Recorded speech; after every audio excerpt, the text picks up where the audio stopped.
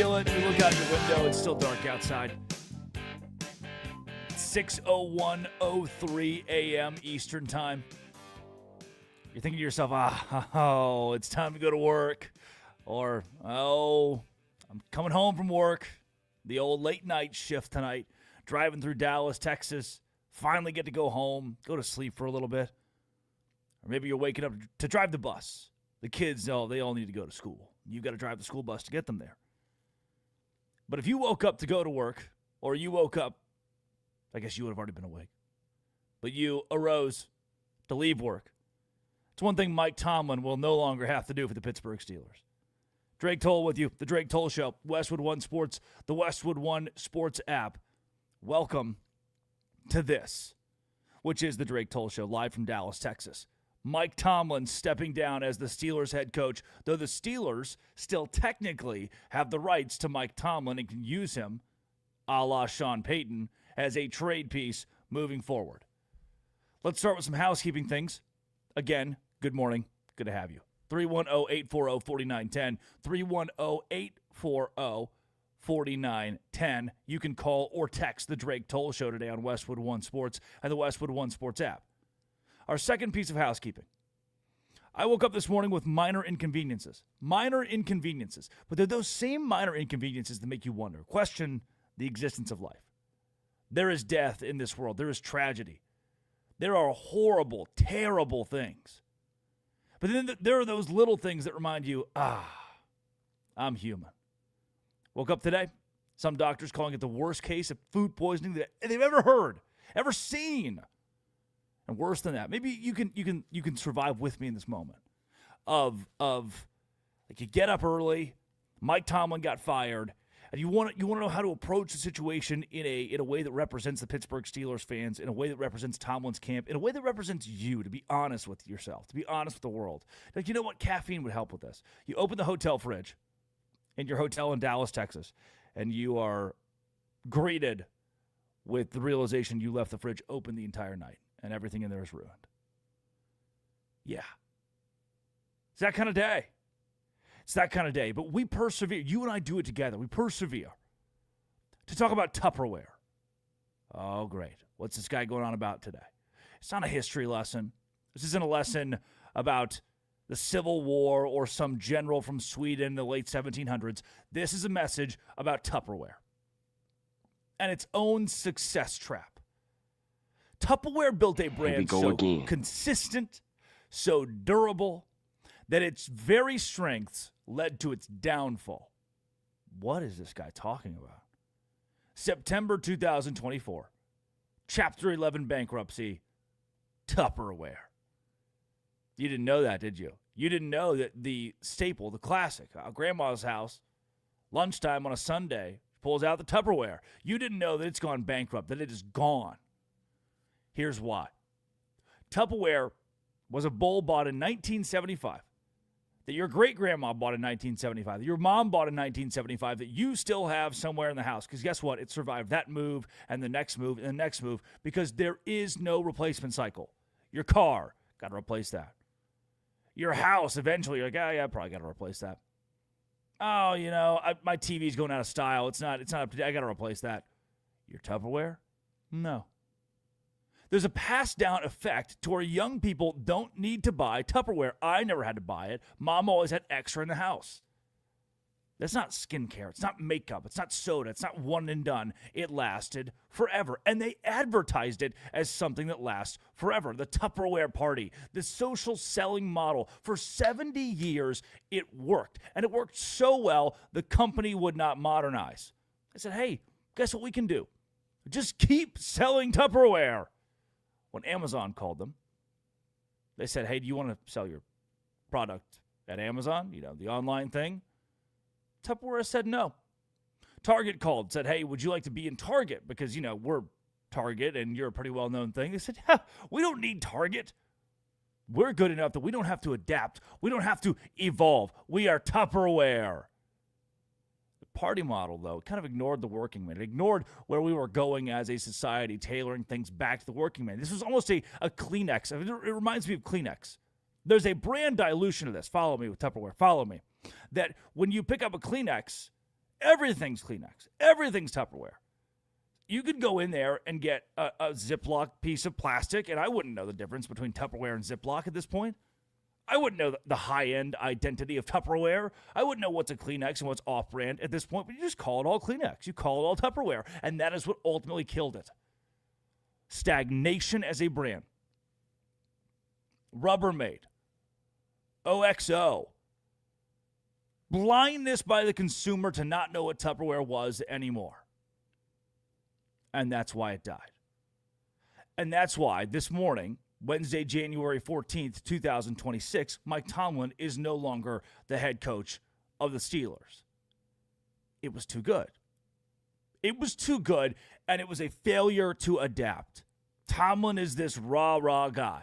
Let's go play strong defense. I'm the master motivator. I'm somebody our players can look at and say, we've got a friend in Mike Tomlin. We like Mike Tomlin because of how nice he is, how good of a motivator he is, how player-friendly he is. And for 20 years, that worked. Problem is, other brands started to do the same thing. Other brands started to be good. And the ones that looked a lot like you, hello, Dan Campbell, like Rubbermaid, that was sexier, newer. Like, oh, wow, it really is Tupperware, but it's a new version. I like that. Let's go play for that. I like that motivation. Kevin Stefanski, who's out as the Browns head coach, but will certainly coach in the NFL as a head man next year. That guy, he's got the same make and model as Mike Tomlin, except, yeah, he's a cooler new guy. He's a cooler new brand. And gone are the days of the Bill Belichicks. Here's a guy the players can be motivated by, who has a defensive acumen. Gone are those days. Gone are the days where Tupperware could reign. You were too good for 20 years, and the problem is you were too good. Because what's worse than being 2-15 in the NFL is being perennially 9-8. And you're sitting in your car right now in Somerset, Pennsylvania, going, 9-8, what are you talking about? It'd be good to go 9-8 every year. It's a winning record. You're sitting in your car in Cabot, Arkansas, thinking, man, I'd take 9-8 every year. I'd do that in a heartbeat. I'm a Tennessee Titans fan. I get that, right? You would think that would be what would be good. It's not. And the reason it's not is because 9-8 gets you a middling draft pick. Some years it may win you your division. It may get you to the postseason. You may be a wild card team. But when you get there and you lose by 28 points, what did you do? There's no reset clock. There was no way to restart this or shoot any adrenaline into Mike Tomlin's program. We didn't have that opportunity for Mike Tomlin to revitalize himself. He's not the reform candidate. He's the incumbent. That was the problem. You can't ask the incumbent. You cannot ask the incumbent to lose. Hey, if we could just have Mike Tomlin lose for 3 years, just go 2-15 for 3 years, we will rebuild. Trade assets, the draft, we will rebuild and then compete again. It doesn't really work that way with coaches in the National Football League, especially the ones who act like Tomlin 20 years in that want to win, that don't have the way. They don't have a way. After 200 career victories to say, yes, I'm going to lose on purpose. The guy who followed Bill Cowher and Chuck Noll, 3 head coaches for the Pittsburgh Steelers during their entire tenure in the NFL. And Mike Tomlin is resigning under contract as the 3rd guy to do the job. And now the search for the 4th begins because Tupperware was just too good. Had it been a little bit worse, honestly, it could have behooved you. Had you patented this thing a little bit better and then said, hey, we're going to adjust, evolve, grow late in the game, maybe Mike Tomlin still has a job and maybe Tupperware has not filed for Chapter 11 bankruptcy. But this is a controversial move amongst Steelers greats and fans and the like. And a big portion of why is this. I'll read you a tweet from Daniel Valenti. Mike Tomlin, 68-48-1 since 2019 with 5 playoff berths. I just told you he's good. I just told you he wins. I told you why it did not work, but I still told you he wins here on the Drake Toll Show. Tomlin had in that span since 2019. Ben Roethlisberger, old man Ben Roethlisberger. Big Ben at 36 years old was a lot different than some of these quarterbacks like Matthew Stafford or Aaron Rodgers or Tom Brady at 36 years old. Big Ben wore it differently. He had Big Ben. Listen to this. Mason Rudolph, Mitch Trubisky, Duck Hodges, Kenny Pickett, Justin Fields, bad old man Russell Wilson, and Aaron Rodgers in his final campaign. Won't find many head coaches who can take that and go 68, 48, and 1. Pro Football Reference's expected win total in that span, 58 and 58. So 10 games a year, far more than expected. Yeah. That part's good. But it wasn't winning at an elite level, a Super Bowl level. It was winning for the sake of winning. And what does that give you in the NFL? Well, James Harrison had some very strong thoughts on this and how the Steelers, moving on from Mike Tomlin, is not a good thing. Here's what James Harrison had to say. The worst win percentage in modern era? We have the worst playoff win percentage in the modern era? 40 seconds. What? All time.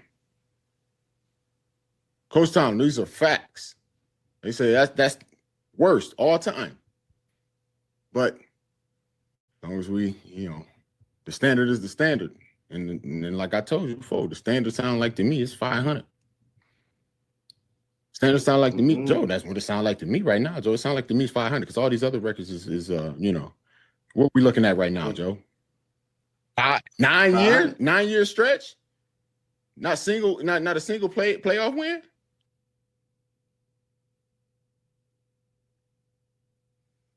Yeah.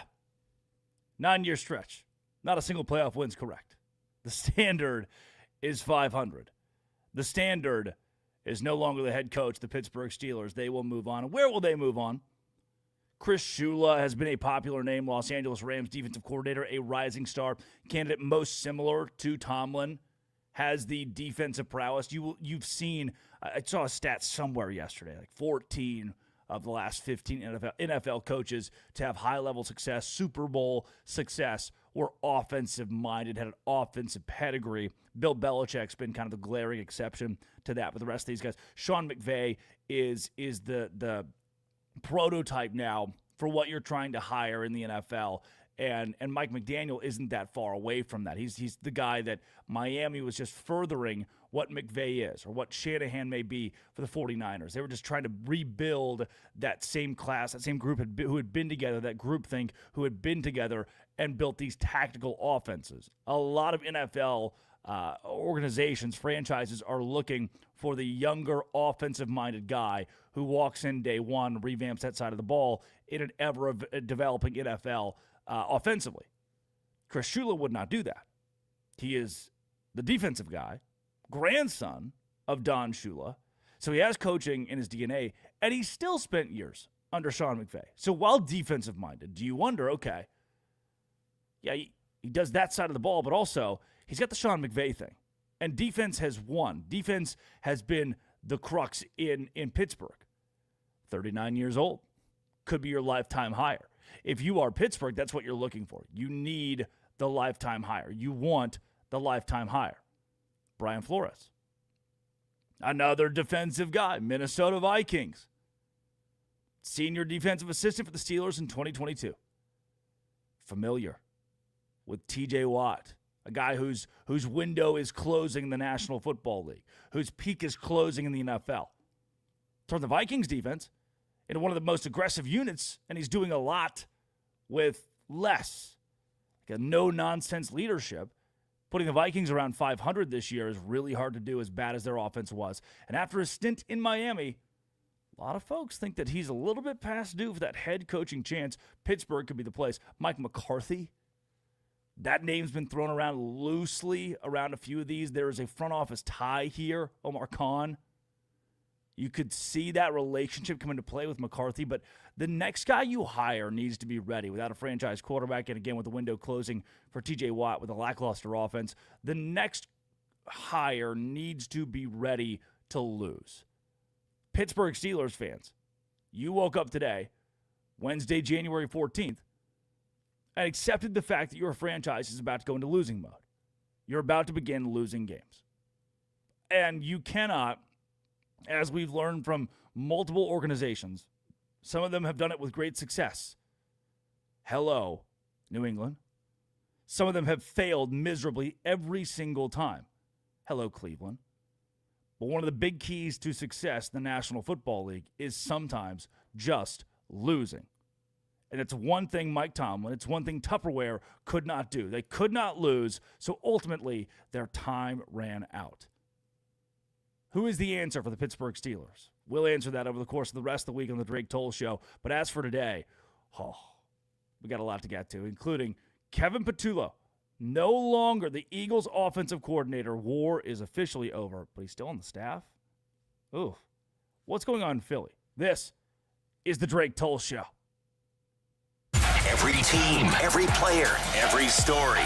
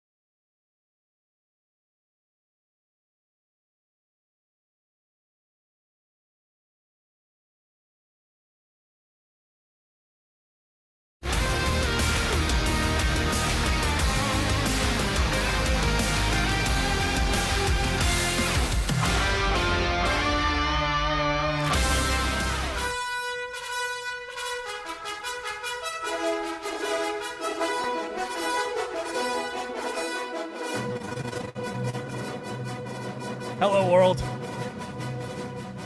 It's me, Drake Toll from the Drake Toll Show, Westwood One Sports. The Westwood One Sports app.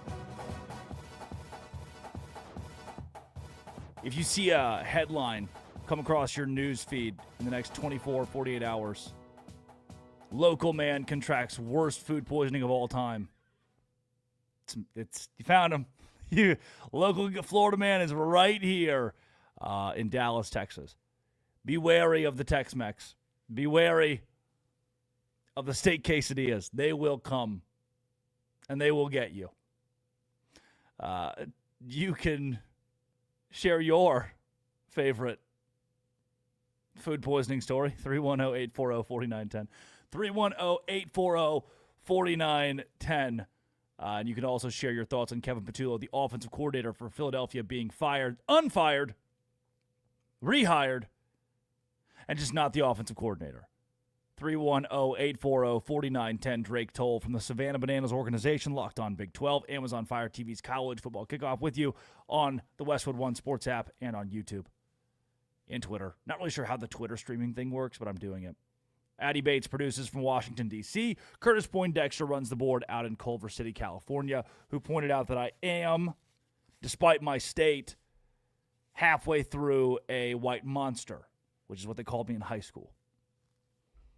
Kevin Patullo, the offensive coordinator of the Philadelphia Eagles, is no longer the offensive coordinator of the Philadelphia Eagles. You ever heard of the Biosphere 2? No idea what happened to the Biosphere 1. But 1991, we learned about when I was in college. When I was at Baylor, I took Rocks for Jocks, my senior year of college. Dr. Steve Dworkin. And in this course, there were probably 300 students. They were all 299 of them were freshmen. The goal of this class was to wean you out of college. They wanted to send you home. You go, you sit down at Rocks for Jocks. 50 kids by the end of the semester have already dropped out of Baylor because Rocks for Jocks was too hard. I did not know this.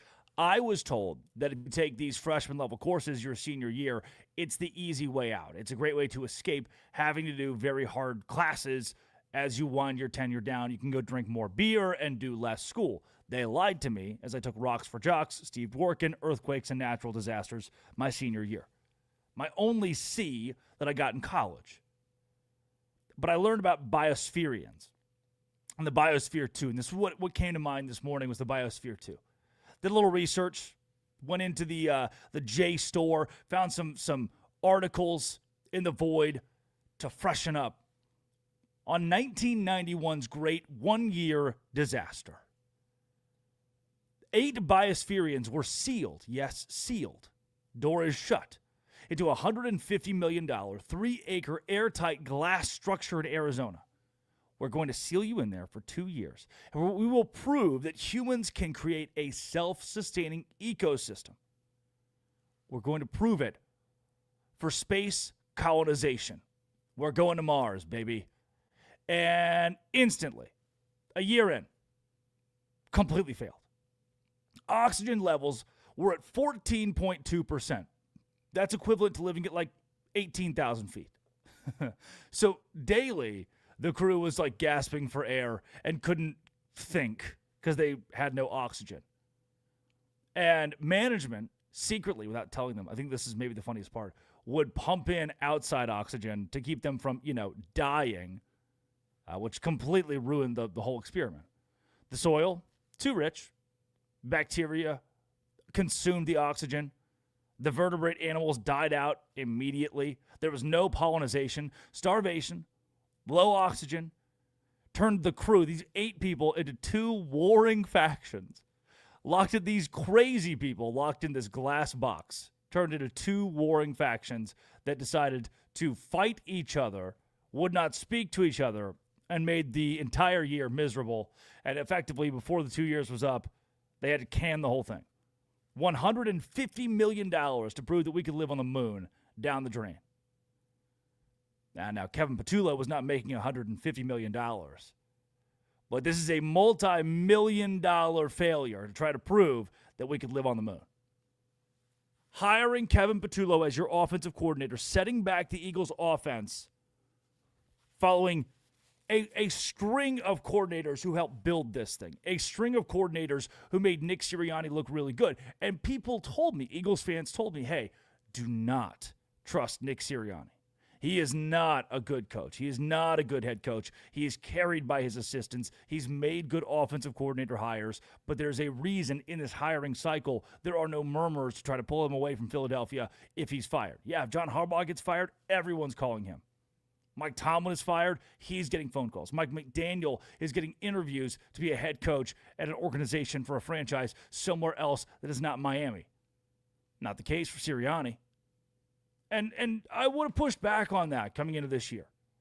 Like, whatever, man. You can say that all you want. They're the defending Super Bowl champions. Kevin Harlan came on this show and said that they are the defending Super Bowl champions, and until proven otherwise, they should be the favorite.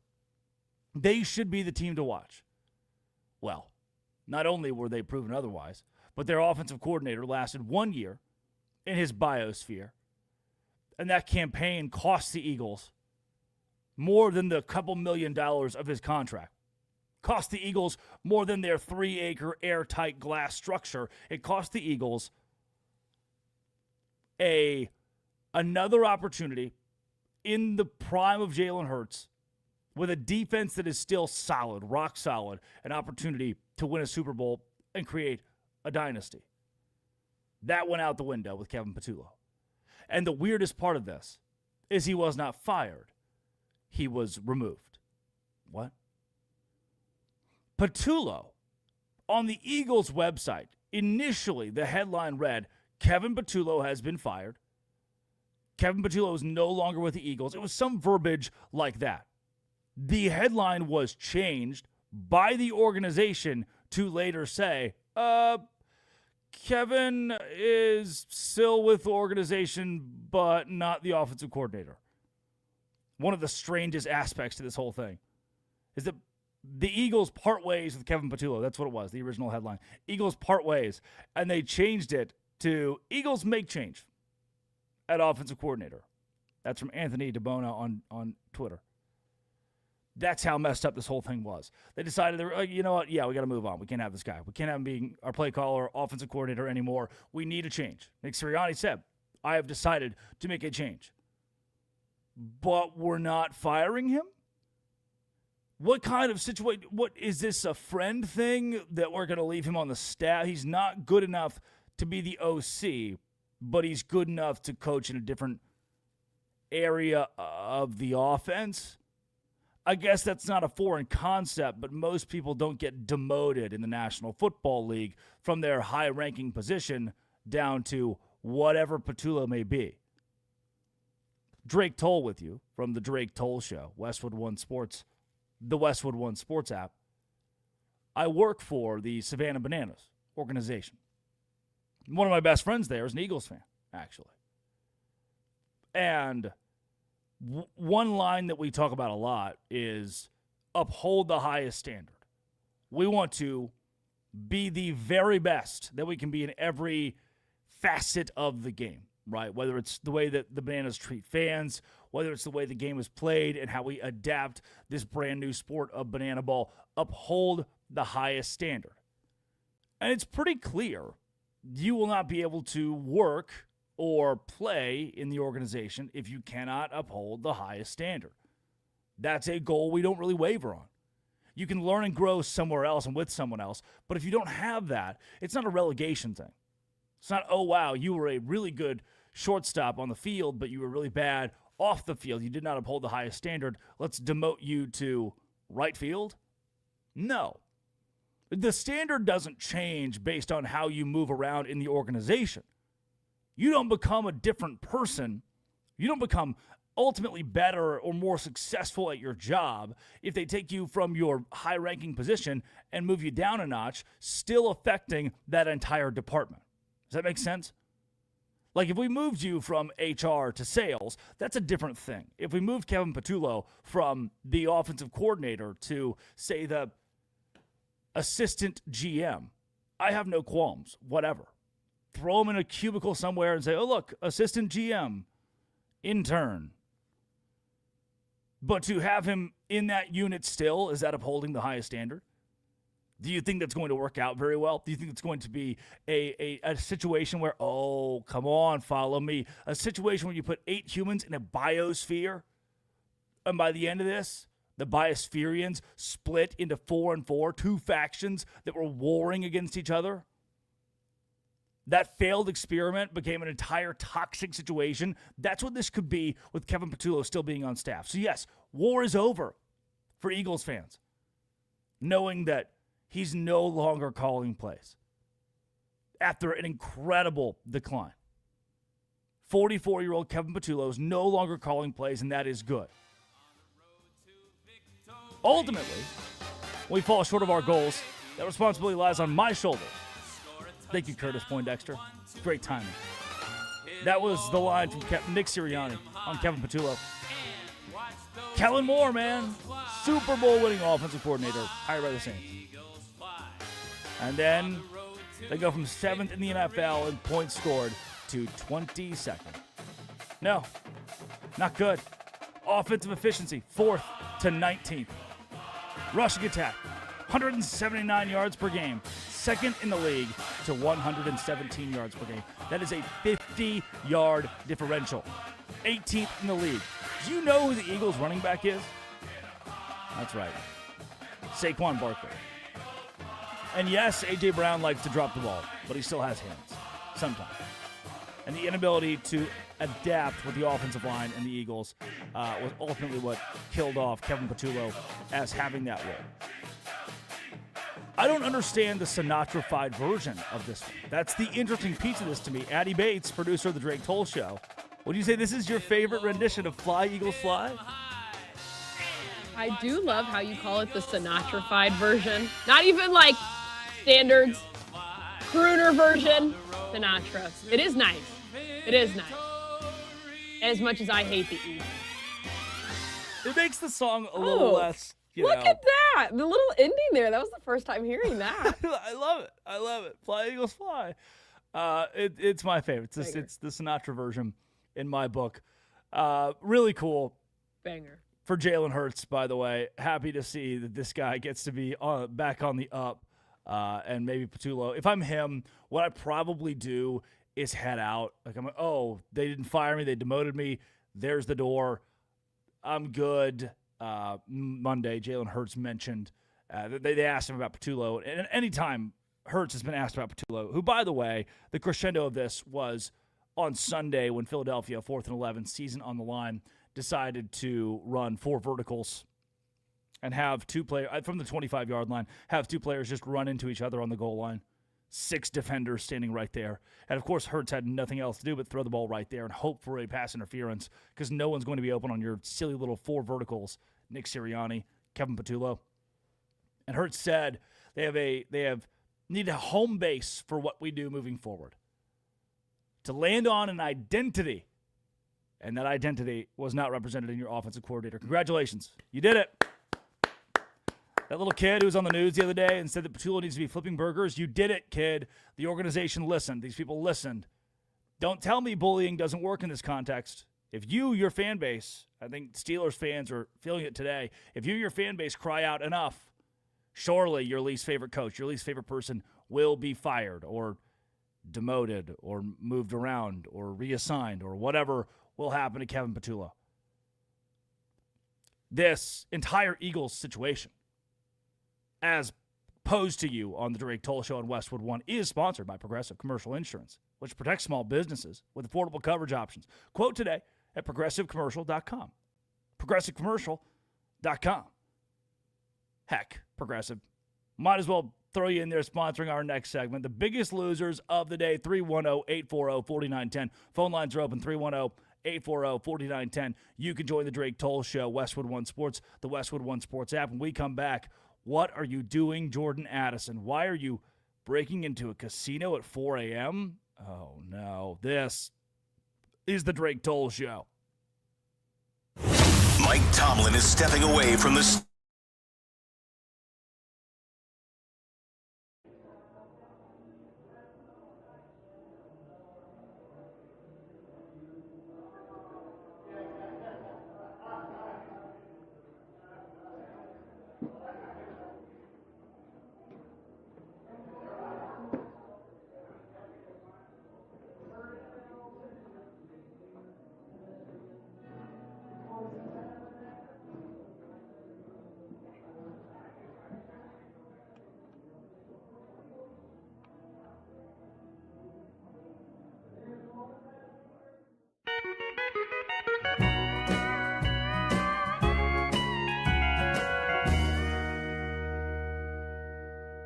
She just caught the Jamestown ferry. It's not a hot day, January, like she said it'd be if she ever left me. A case of gone was all she carried as she got on the Jamestown ferry. And she said that gone was all he'd ever be. I didn't think that she'd leave me after saying how much she need me. But the fact still remains, I'm sitting there all alone, missing the loving of my baby. Lord, it's about to drive me crazy. She was the sweetest piece of ever I've ever known. She just caught the Jamestown ferry. It's not a hot day, January, like she said it'd be if she ever left me.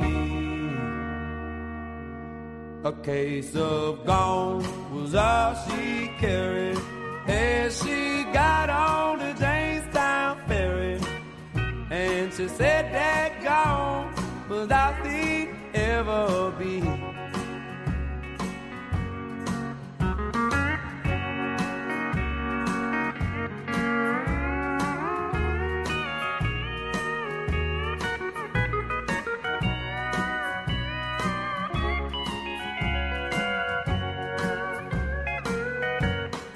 As I walk through that valley of honky-tonks and bars, I remember how she'd hold me, comfort me with talk. She didn't cuss with every breath. She had a soothing southern drawl, made me feel like a man through it all. She just caught the Jamestown ferry. It's not a hot day, January, like she said it'd be if she ever left me.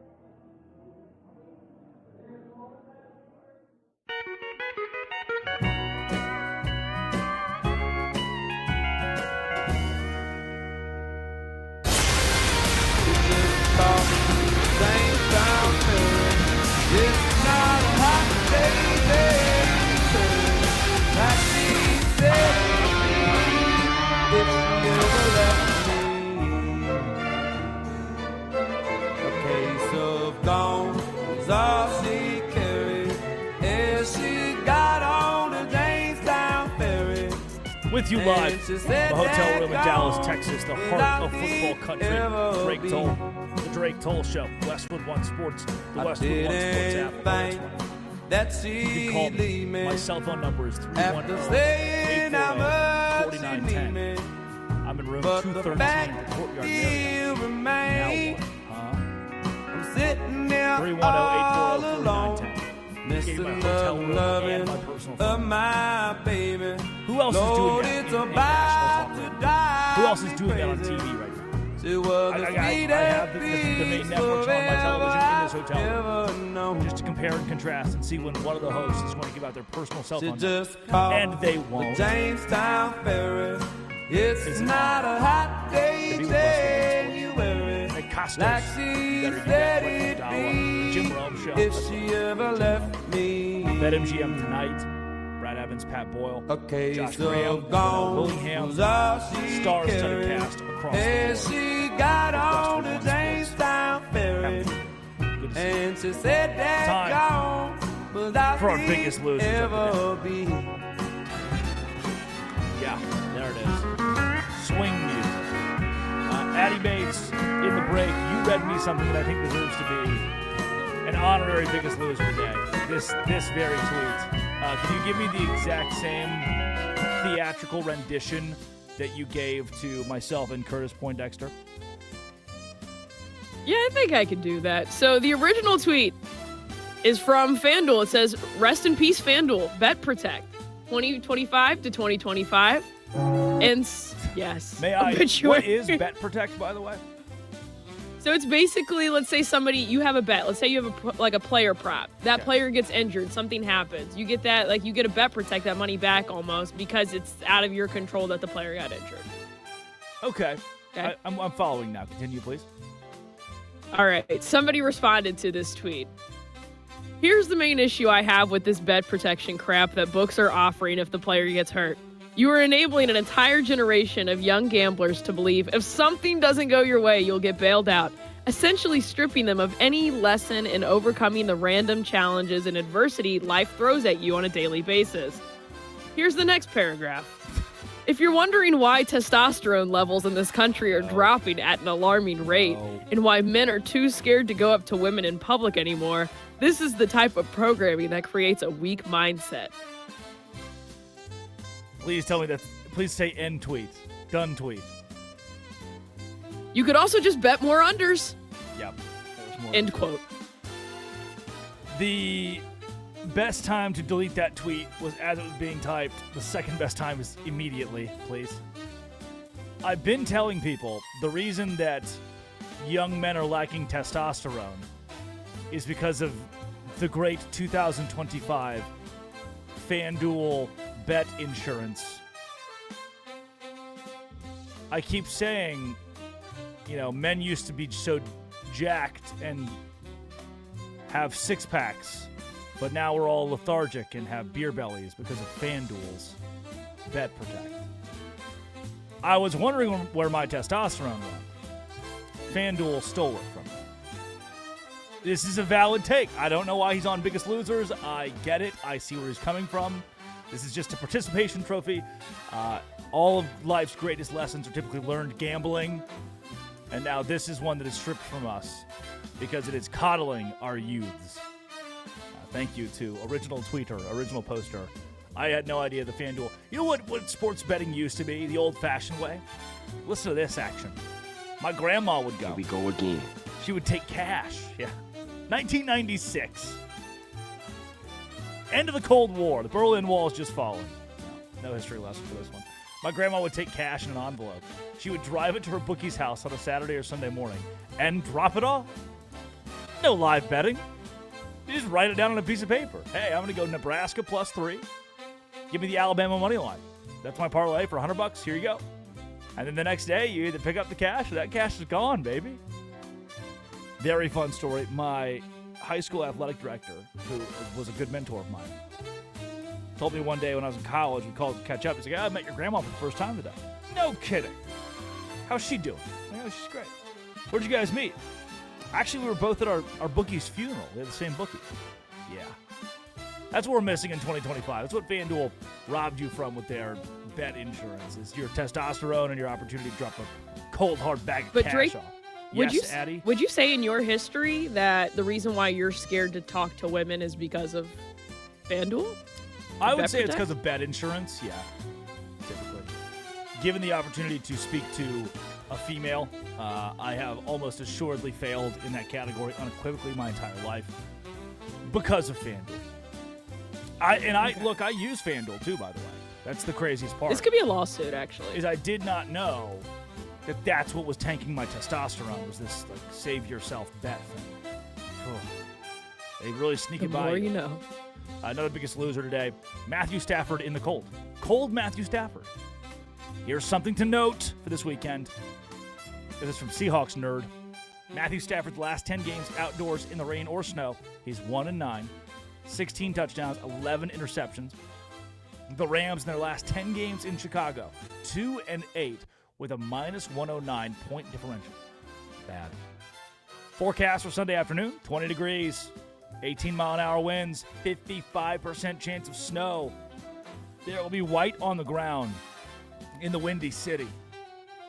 Will Matthew Stafford crumble? He's a pretty big loser when he's cold. He's 1-9. I mean, there's not even like I like Matthew Stafford, but that's a pretty big losing. You lose 90% of the time in the cold. You have to be a biggest loser today. This is a fun one.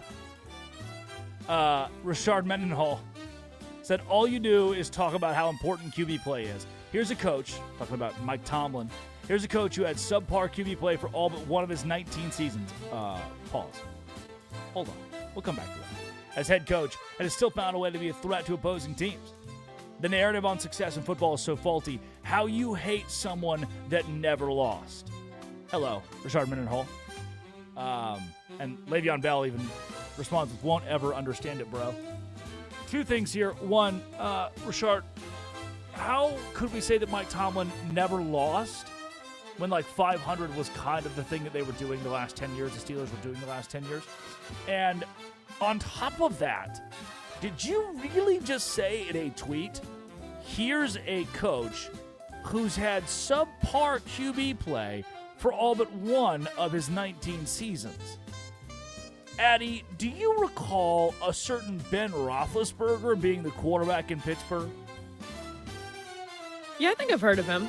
Would you say he had one and only 1 year of not just subpar, but par or better quarterback play? Par or better is such a crazy phrasing of that. Yeah. I don't think the Steelers have seen that kind of success since Ben Roethlisberger.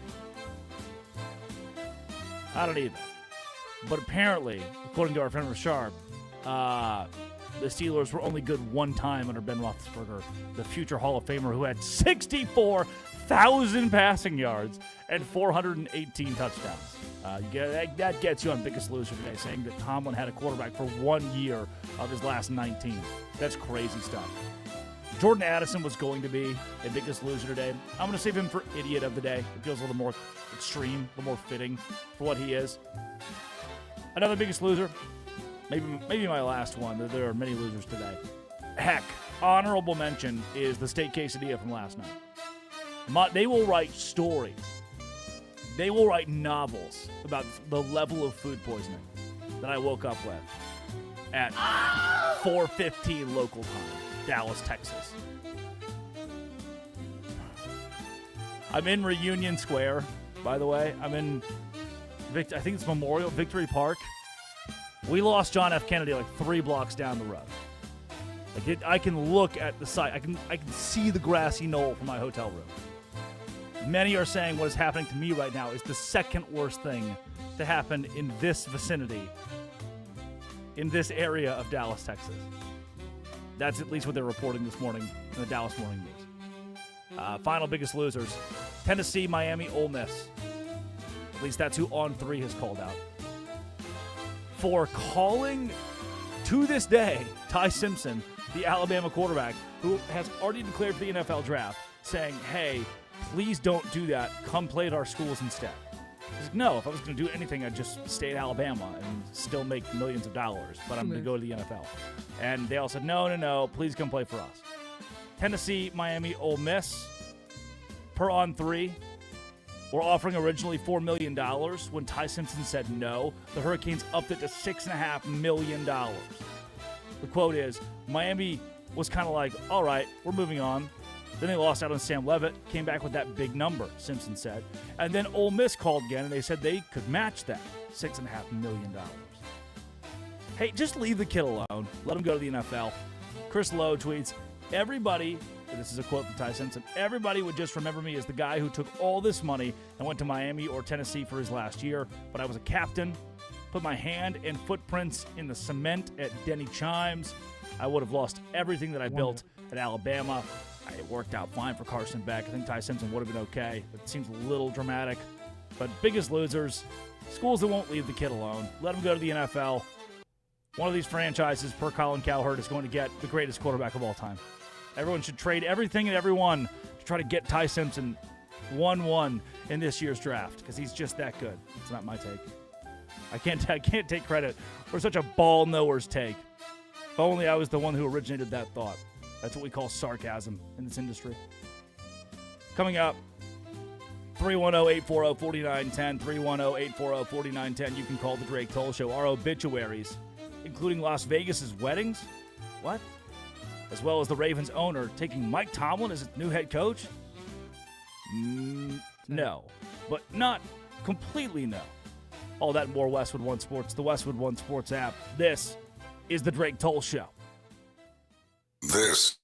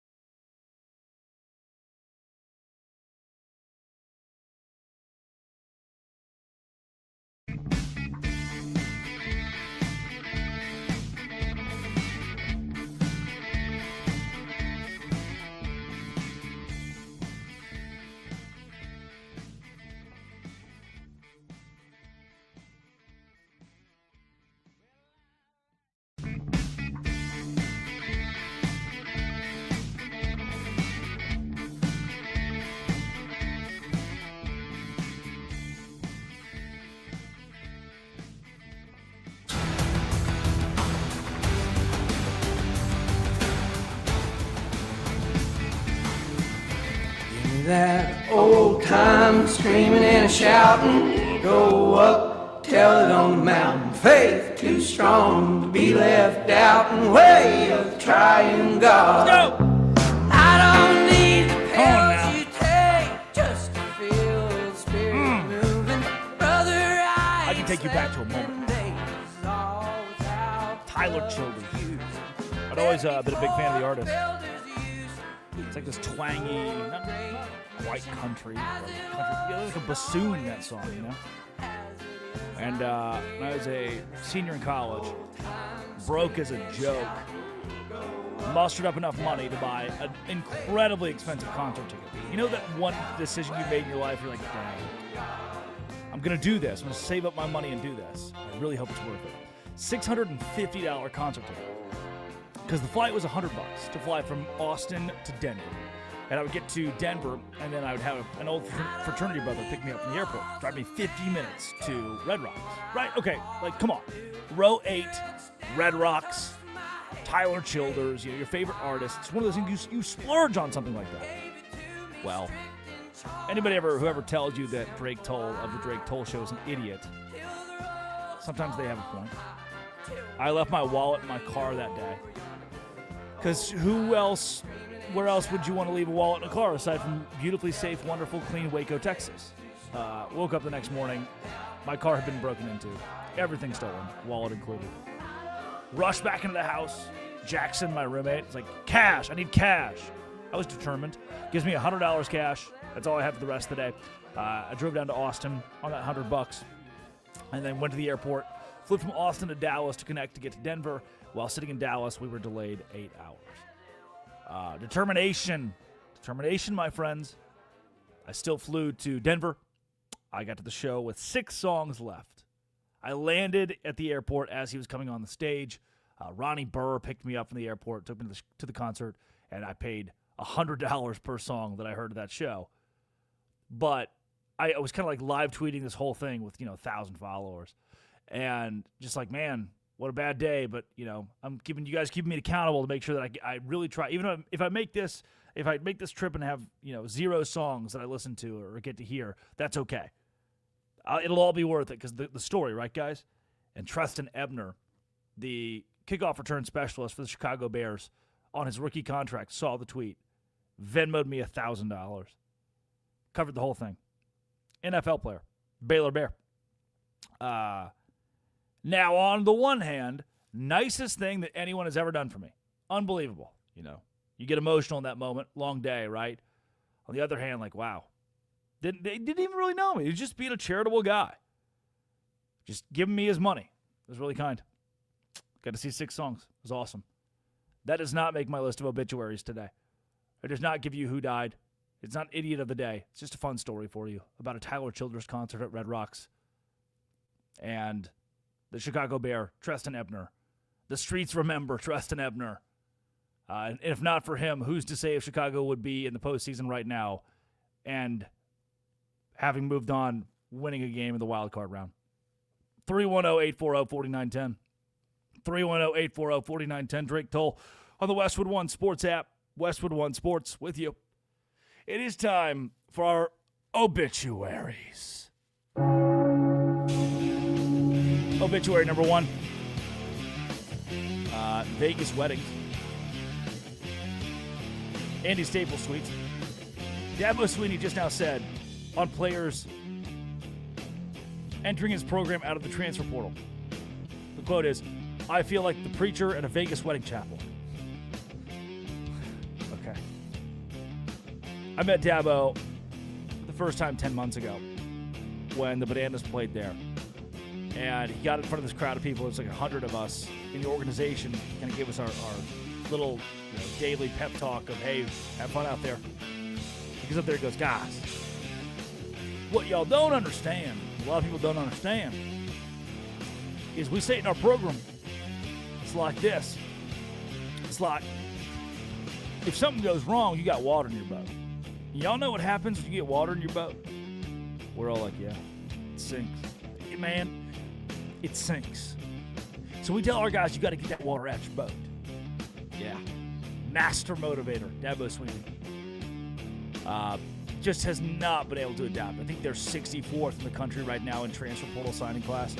Clemson finished below 500 this year, 6-7. Oh. And I just think the inability to adapt the times is catching up to Dabo Swinney. He is Tupperware. He won a lot, couldn't get the patent, and now he's going bankrupt at Clemson because he was too good for too long, and it's not working anymore. He couldn't adapt. That's our first obituary, is Vegas preachers. Are they preachers? Not really sure what they are, but they're ordained, I guess.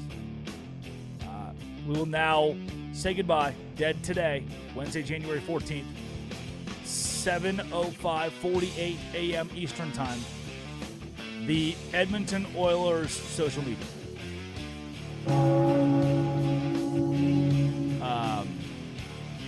The Oilers are now 5-0 in their cream-colored jerseys. So the organization tweeted, I think this is an Instagram comment. They Instagrammed, all aboard the cream wagon. Yeah. All aboard the cream wagon. No one made them tweet that, by the way. They did it on their own. And yeah, I guess. Legally, I'm not sure how much more I can divulge, how much more of my opinion I can give about the cream wagon.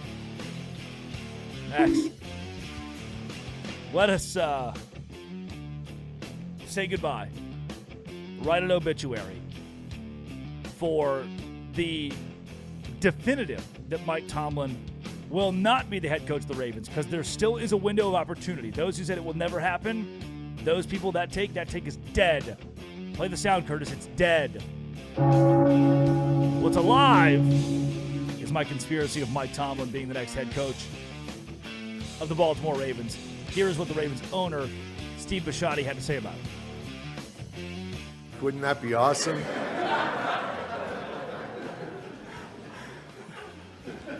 Only if John takes the Pittsburgh job.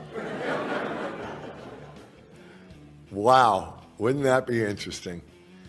I don't know, that thing last week maybe disqualified him from my opening after our kicker missed a kick to let them advance. Good for Mike. Yeah, I don't know. Talk to him.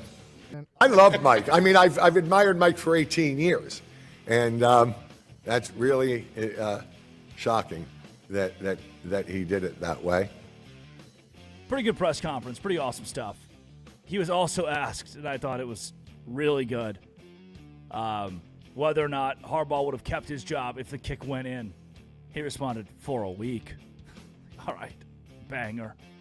We're really obituarying here. That meme, if you saw it on Twitter or Instagram or Facebook or wherever you digest your memes, where the uprights, if the kick goes through the uprights, Ravens and Steelers, Tomlin is fired. If it goes wide right, wide left, Harbaugh is fired. But truly, as given to us by Roger Sherman, nothing matters. Choice is an illusion, and no matter where that kick goes, they all get fired in the end, no matter what. I really, it's also cool that Bisciotti was at his press conference talking about the firing of Harbaugh when the Tomlin news came down the pipeline. He learned he was just fired? Wow. I didn't know that. You're telling me this for the first time. Tomlin led an amazing life. What can you say? He was an amazing man. Whether you agree or not, he was an amazing man who led an amazing life.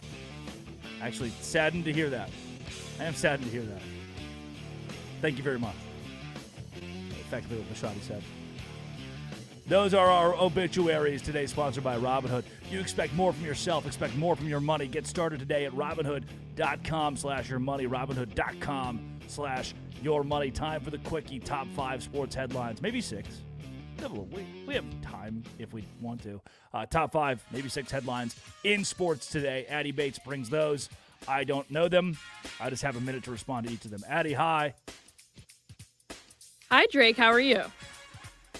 Last night I had a beer. I had a Miller Lite at the Savannah airport because I could, get on the plane and sleep, right?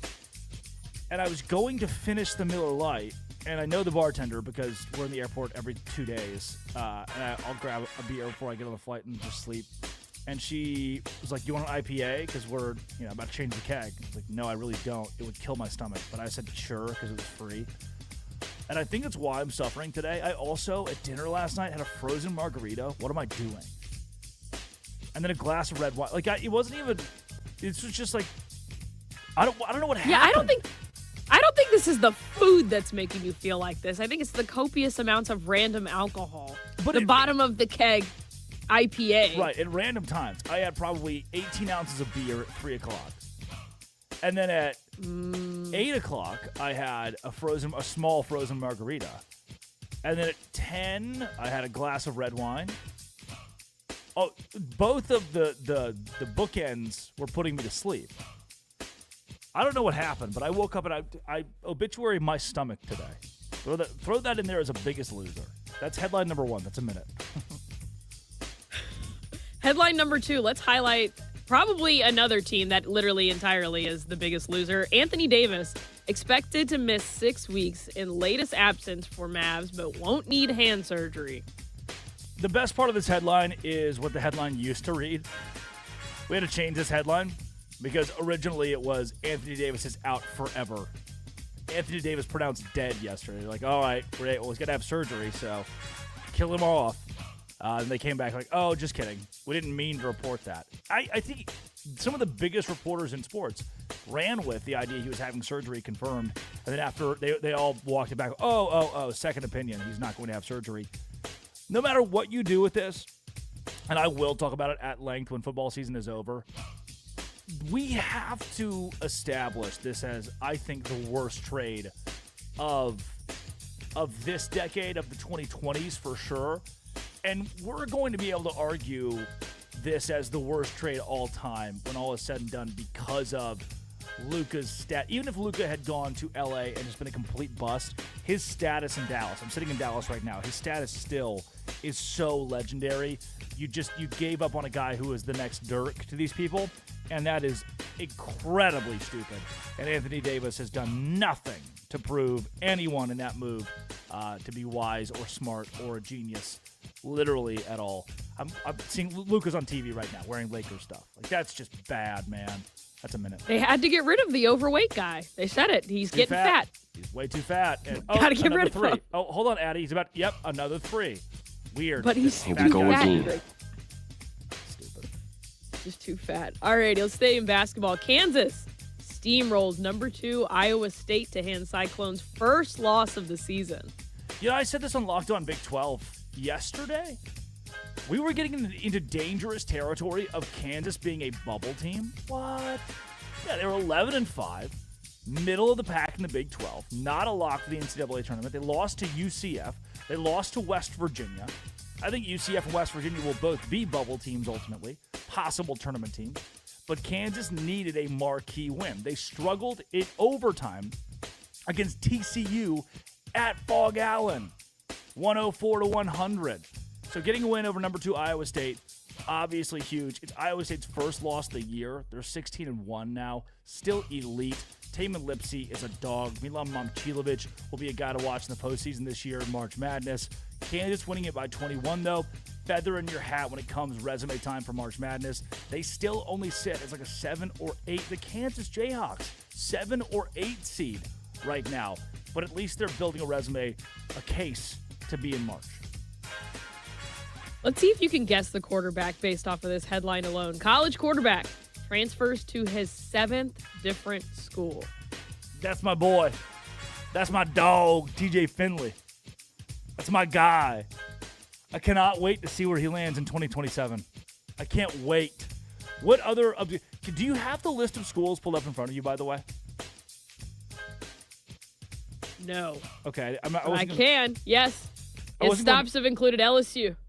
Yeah. Oh, Auburn, Texas State, Western Kentucky, Tulane, Georgia State. That's Dr. TJ It's Finley okay to just graduate. by the way. It's okay to just graduate, actually. Going to Move incarnate on. word now. It's awesome that in college football we're like, you know what? Whatever, man. Just let the kid play. It's Trinidad Chambliss, the best story in football this year. Like, nope, screw that guy. Can't go back to Ole Miss. But TJ Finley, if he wants to go to Western Carolina, you best bet. Let him. Hashtag legend. 7th school. It's okay to actually grow up and move on with your life. We don't have to stay in college forever. But the beers in college taste so much better. Yes, but at a certain point, you're a geriatric in college. Addie, I started college in 2019. I'm pretty sure he started college in 2018. Yeah, buddy, leave. Leave. Move on. Become an adult. Like, it's okay. No doubt. Go play in the UFL. LinkedIn's calling. Teams meeting. You got to get on that. Yeah. All right, we have time for one more. Why not? Giannis Antetokounmpo boos fans back as Bucks drubbed at home. Bucks are a playoff team. I mean, like, as in, literally, they right now are in the positioning to be in the playoffs. Are they? I think they're like 22-15 right now. Are they elite? No. Will they win a championship? No. Are they fun to watch? Not really. Are fans getting upset with them? Obviously. Can you boo your own fans back? Is Giannis' time as? Oh, they're 17-23. Sorry. I made them out to be better than they are. My bad to get your hopes up. But can you say Giannis Antetokounmpo Giannis 5 times really fast? Antetokounmpo. No, I can't. I'll spare couldn't even myself say the once. embarrassment. That's okay. Never mind. The Bucks aren't a playoff team. I lied to all of you. The Timberwolves are, though. That's who I was going for. One of those animal teams with the animal mascot. Idiot of the day. Great toll. At 139-106. Bad. Why not? Boo the fans. Giannis' time in Milwaukee is probably. I mean, if it was ever waning, now is the time it's waning. But got a ring, so we're good. We're fine. Everything's fine. Those are the headlines. That was the quickie. And Addie, what do you want to do next, huh? Do you permission to tell the people that the AFC North might be swapping coaches with Mike Tomlin to the Ravens and John Harbaugh, I should say, to the Steelers? It might do it. Permission to make that case, please? Yeah, I think that sounds pretty good for the next segment. All right, fine. Great. I'll do that then. Coming up, 310-840-4910, 310-840-4910. Call or text the Drake Toll Show. Drake Toll with you, Westwood One Sports, the Westwood One Sports app. Here's what's happening in the AFC North and where these franchises are going. This is the Drake Toll Show.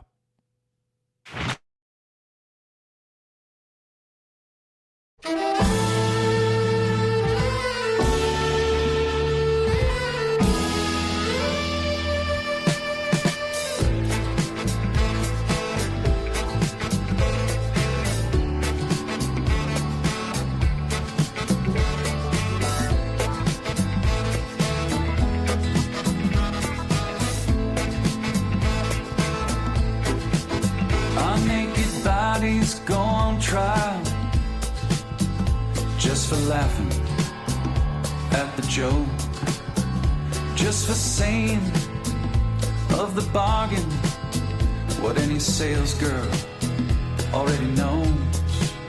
Most of us old men die at the firing line, just waiting for our number to be called. I guess time just makes fools of us all. Now the king gets his stepson when he's loaded as a gun. Says a real man is like a country. You need a map to find your one. Now I do you suppose you must approach the throne with its back up against the wall. I guess time just makes fools of us all.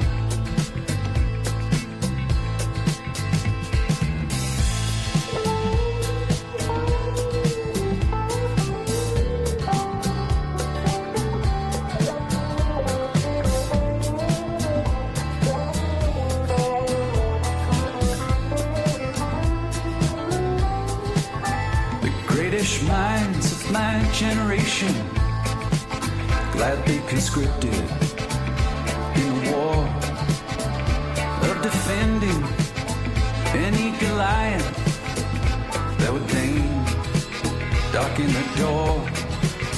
Now with your genius for picking battles, it's no wonder every helmet is too small. I guess time just makes fools of us all. I guess time just makes fools of us all. My drink is watered down. The champ is on his knees. He lost the rematch. He lost the comeback. He lost for charity. But that's the job.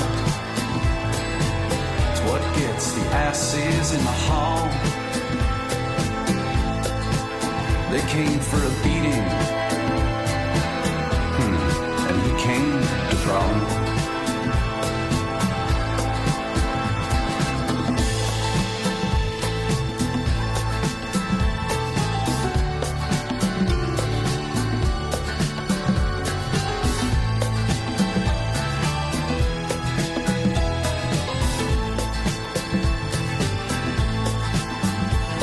Serve your client notice that of all the young gods I have known, yours is easily the least famous to turn down the cover of a Rolling Stone.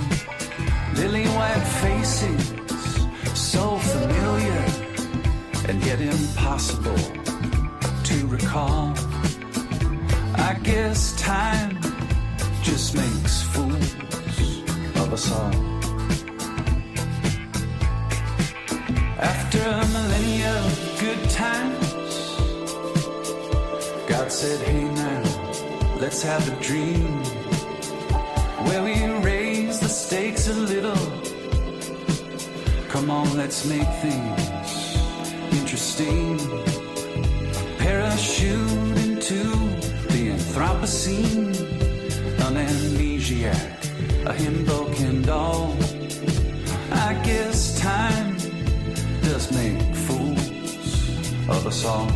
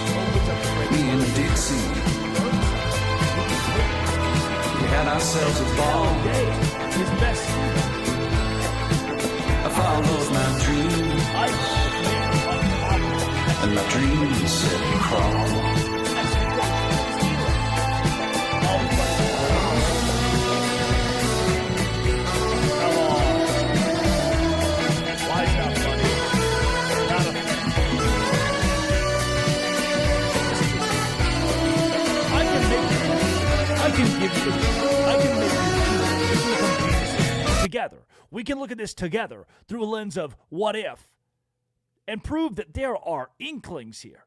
There are ideas here of why the AFC North coaching carousel could get even crazier. And crazy doesn't exactly mean Mike Tomlin being the head coach of the Ravens and John Harbaugh being the head coach of the Steelers. That would be insane. But what if we just fell into the category of crazy? What would that look like? 310-840-4910, 310-840-4910. Drake Toll with you on Westwood One Sports, the Westwood One Sports app on the Drake Toll Show. But to go forward, we first must go back to the final meaningful play of Mike Tomlin's tenure as the head coach of the Pittsburgh Steelers. Here's how it sounded on Westwood One Sports from our own Kevin Harlan. So at the 34-yard line, Rodgers in the gun, 4th and 5.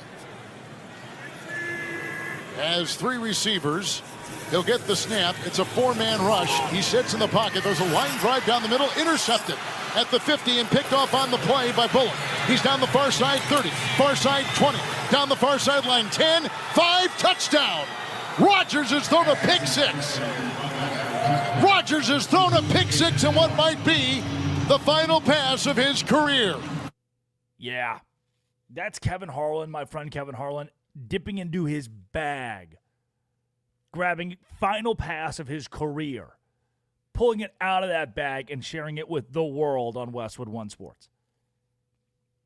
And then, as monumental as that sounded because of Aaron Rodgers and what he will do and whether or not he will be a Steelers quarterback next season, it's even crazier to note that was the last meaningful play of the Tomlin era. After 19 years, it ended. Picture this. You are Mike Tomlin. I'm going to put you in his shoes for a second. You woke up on Monday after watching a weekend of the National Football League, knowing that tonight we have a streak that is 30 years long of not losing games, Monday night, at home. We have a defense that's elite. We finally have a quarterback that can lead us there. We have DK Metcalf. We have the weapons offensively to get there. You feel it. You are Mike Tomlin, believing you'll win a playoff game. Then I want you to fast forward 16 hours. You're still Mike Tomlin. Eyes open, watching football on the field in front of you. And watching Bullock take a ball back 50 yards for an interception, a pick 6, that ultimately decides your fate and that you will not return as the head coach of the Pittsburgh Steelers. What a whirlwind. What a day. What it must have looked like for Mike Tomlin to watch that decision flash in front of his own eyes. Conversely, a field goal that misses wide from Tyler Loop preemptively ended the Harbaugh tenure. We learned, 48 hours later that he would no longer be the head coach of the Ravens, and it only delayed the process by a week. It only delayed the process by a week per their owner. And here is what their owner said on the likelihood that Lamar Jackson will have input on the coaching search because now that they are looking for a replacement for John Harbaugh, they want to do it to Lamar Jackson's liking. Here is Bisciotti. I don't have it. Actually, Bisciotti, let's go here first. Bisciotti, the Ravens owner, on Harbaugh's job outcome, if it would have been different if Tyler Loop had made the field goal in that game against the Pittsburgh Steelers. If Tyler Loop makes that field goal, is John Harbaugh still here coaching this team? For a week. For a week. Yep, pretty blunt. There you go. Mike Tomlin has informed the Steelers he's leaving. We've learned that the Baltimore Ravens are interviewing Brian Flores, Cliff Kingsbury, Matt Nagy, Kevin Stefanski. These are the candidates that have been confirmed. Clint Kubiak, Davis Webb. He's that 30-year-old Broncos pass game coordinator that is that hot young commodity that I don't know if he'll get a job in the National Football League as a head coach this offseason, but it seems like it is coming for Davis Webb. Vance Joseph, the defensive coordinator for the Broncos. Anthony Weaver is a name you might not have heard. Dolphins defensive coordinator who is in these conversations as well. Got the Lamar now if you want it. And could be a candidate for the Dolphins job if they don't find the right guy. and scheduled, reportedly, Jim Schwartz, Mike McDaniel, Jesse Minter, Chris Shula, Joe Brady, Robert Saleh with the Ravens, and more.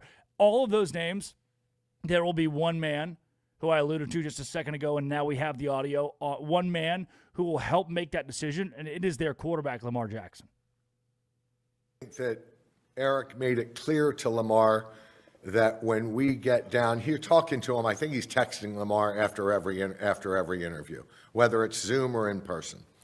And I think he's getting some opinions from Lamar. I said to Lamar last night, when they call me up from Florida, you better get your ass up here too. Because if you want to do the interviewing, these are going to be full-day meetings like they were 18 years ago. And they go from department to department to department, right? So I said to Lamar, you can jump on my plane or find another way to get up there. But if you're that interested, then we're going to schedule. He's going to call me up. He's going to offer you the same luxury. And I said, I hope you take it. And he said, yes, sir, I think I will. So we'll find out. In the college game, these coaches are typically hired before they step foot on campus. They will Zoom with the university. They'll have phone calls with the athletic director, with the president, with someone higher up, and then they'll accept the job. They get on the plane, they leave.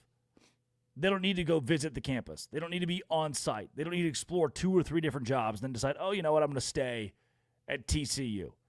I decided I'm going to stay at Missouri. No, they sign this almost sight unseen, and then they go. That process moves very fast. You just heard from the Ravens owner. Bisciotti said he's going to bring guys in for day-long interviews with every single department, but maybe the biggest department is the Department of Quarterbacks and Lamar Jackson. Addie Bates, producer of The Drake Toll Show in Washington, D.C. How much stock do you put into a quarterback's opinion if you are the Ravens ownership when it comes to hiring a new head coach? So maybe this is a hot take, and maybe we need that on a Wednesday, but I feel like it's important to have a quarterback's take. I really do. I feel like you've worked with enough coaches. If you're a Lamar Jackson, you're a seasoned quarterback. I feel like getting to know that person and say, hey, yeah, this is what he did at this place. Oh, yeah, this is what he's not great at from players' perspective. I think it's important. I really do think that there is some validity to having Lamar chime in a little bit. Do I think he gets the final say? No, but I feel like it would be important for him to talk and be like, hey, yeah, we would work well together, or no, this would not work at all. Sam in Greensboro, North Carolina, is driving in his car right now, Addie, and he's thinking, why in the world would leadership give the players a say in their head coach? It feels like giving them that kind of power could blow up in your face and be a leverage tactic of the ownership group or the leadership saying, well, you picked this guy, you wanted this guy, or the player throwing it back at the leadership, the ownership, and saying, well, you didn't give me a chance to completely vet him. I only had a day to learn who he is. Does this not feel like, if Sam is thinking that in Greensboro, how do you push back and justify that actually letting the players have a say in this decision is going to go well? So this is not like an unheard of thing. I'm going to go back to college sports for a second. At Valparaiso University, where I went, roll beaks, got to say that. Nice. The golf team was really good, the men's golf team. But the thing is all the players had a say in everything. Even when, people would come visit the school on a college tour and, an official visit, they would have a say in it. I know other teams would have a say in coaches that were there temporarily. Say, yeah, this is not working out. This is actually a really good guy for this.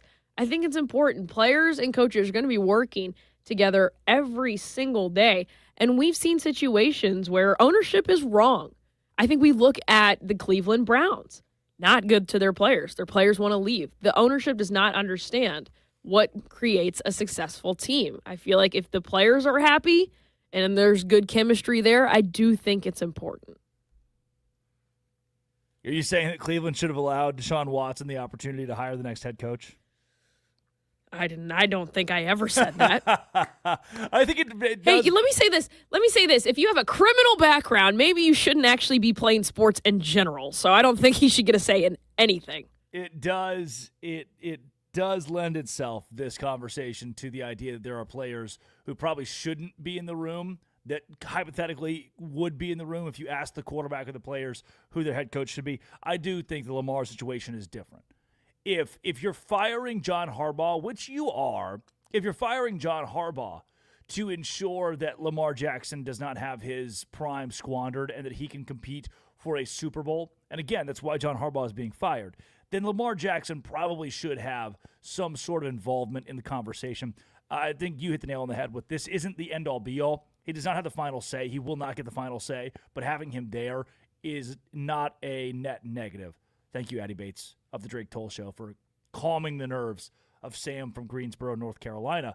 Cleveland Browns-wise, another team in the North who is looking for a head coach. Defensive coordinator Jim Schwartz has interviewed to be the next head coach. And we do not know whether or not he will leave Cleveland after the Browns parted ways with Kevin Stefanski, the same guy who went to the postseason twice with the Browns, even won a playoff game with the Browns. I don't want to say that you kill your career when you're the head coach there, but what else is there?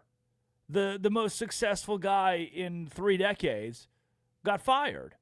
So why would I want to do that? Why would I want to go coach there? What is in a year where Baltimore is open, Miami is open, Pittsburgh is open, you can go to a major market like New York, there's a job open there.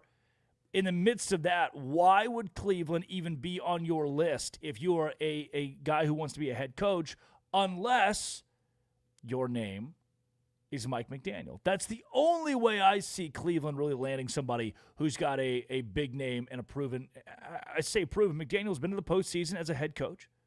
He's shown that he can win. And that's the only name I see on the list.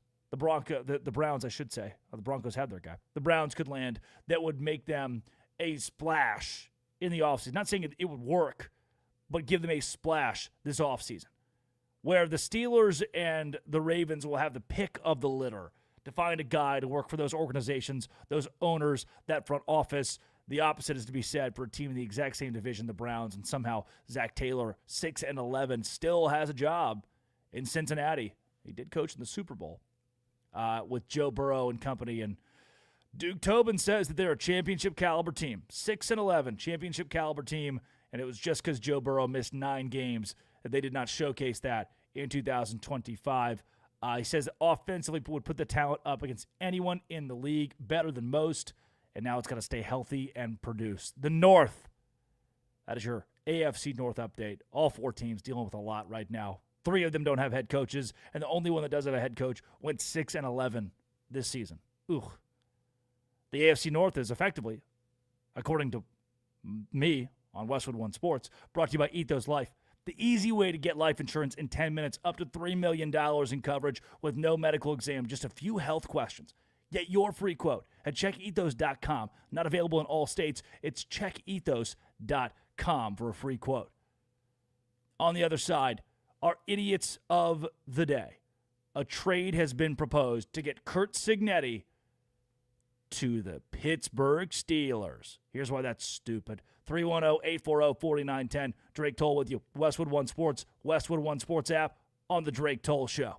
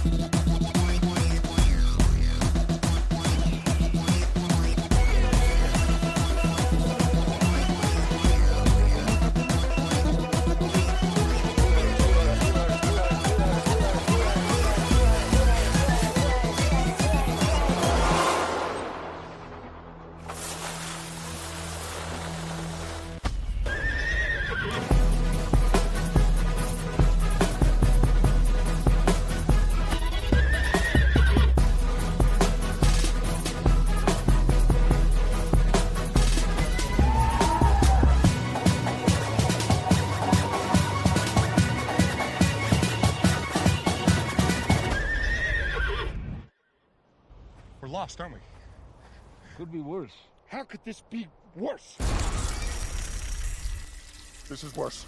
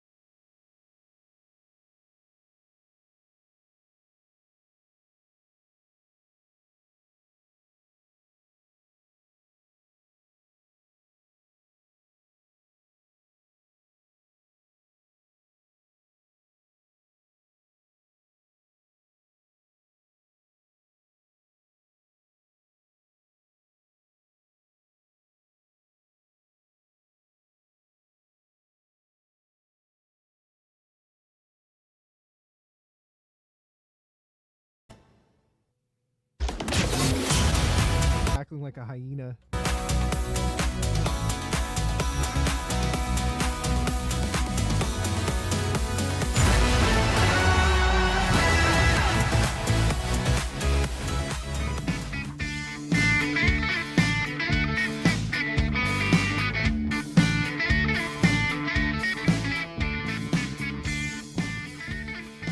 Well, that sucks.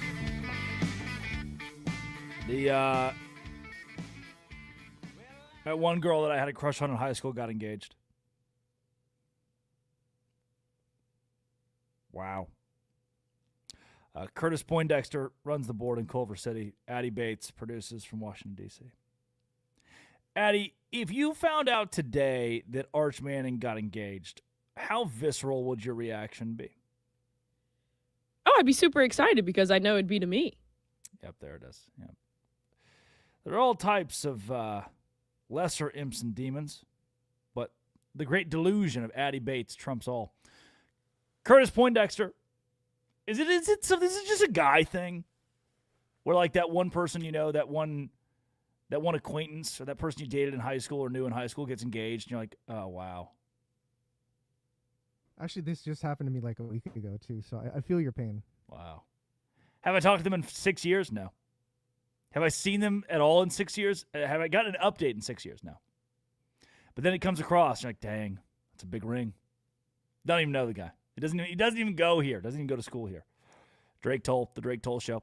Curtis, we have breaking news.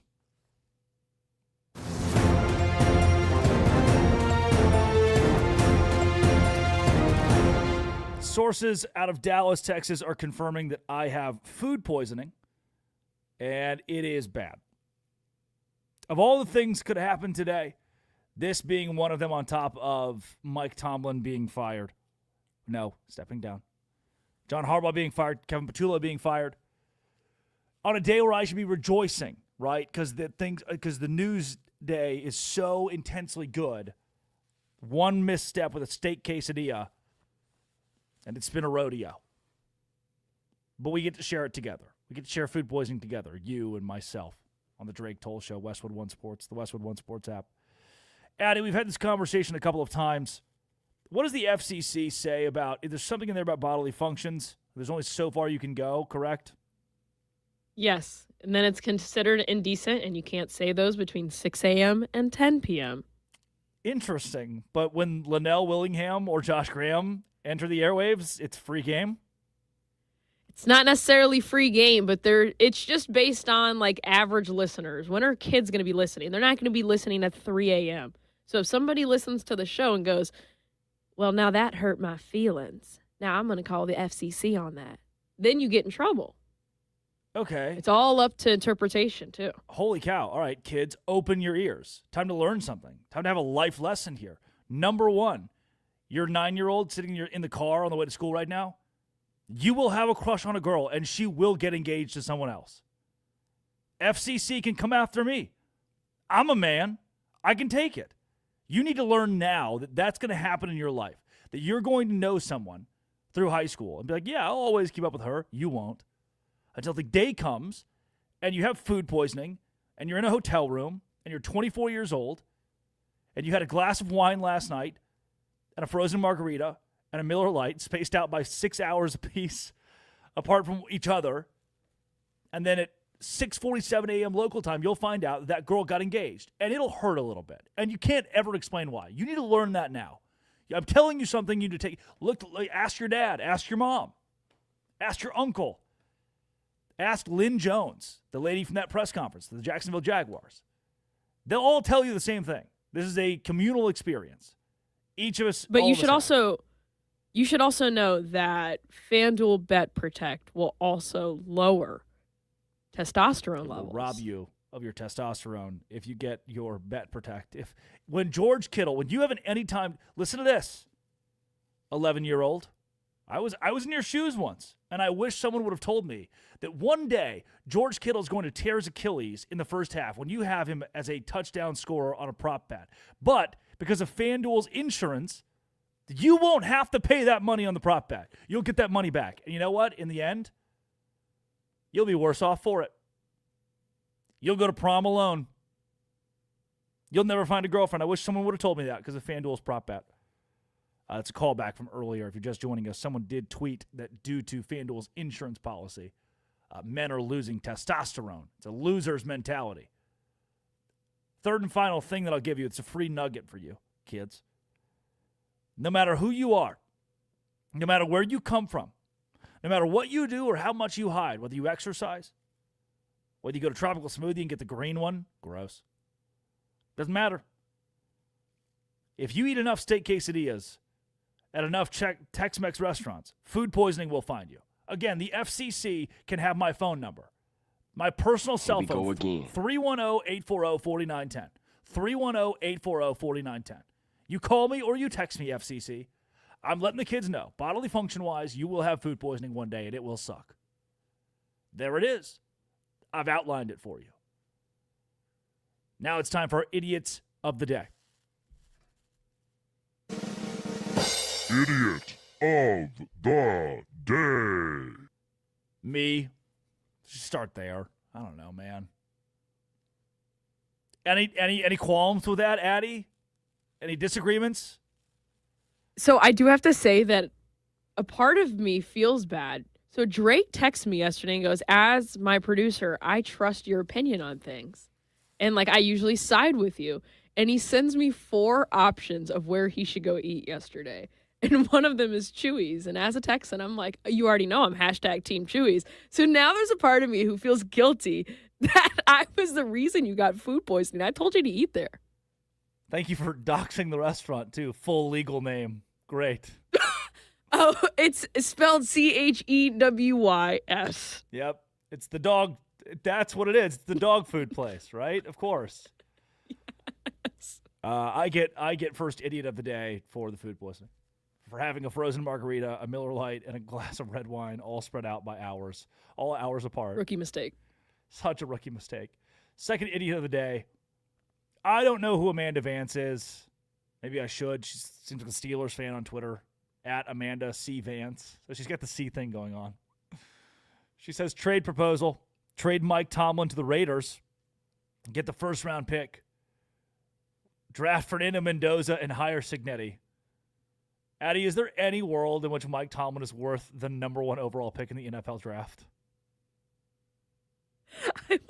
I'm literally laughing hearing that. Mike Tomlin can't win a playoff game. Let's trade for the number 1 pick, okay? Yeah. That's a guy. Get rid of that. We don't need that. Yeah. Idiot of the day, Greg Roman, fired by the Chargers.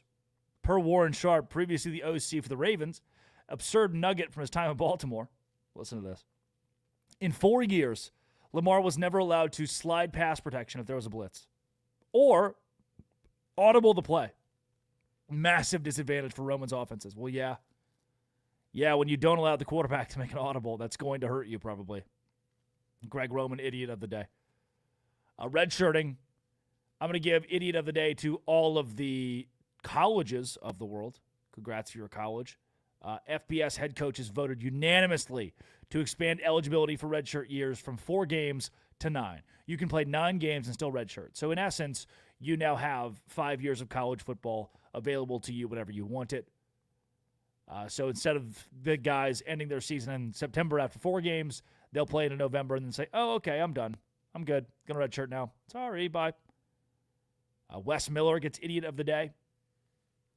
He said that we don't think we lost our game. He's the college basketball coach at Cincinnati. He says, we don't think we lost this game. They did, by the way, against UCF in Florida. And he said that he thinks that Cincinnati is one of the better teams in the country. They're 8-8. They're not one of the better teams in the country. Sorry, Wes. Sorry. Final idiot of the day. We'll talk about this more this week. We didn't get to it enough. I wish we would have, but that's on me.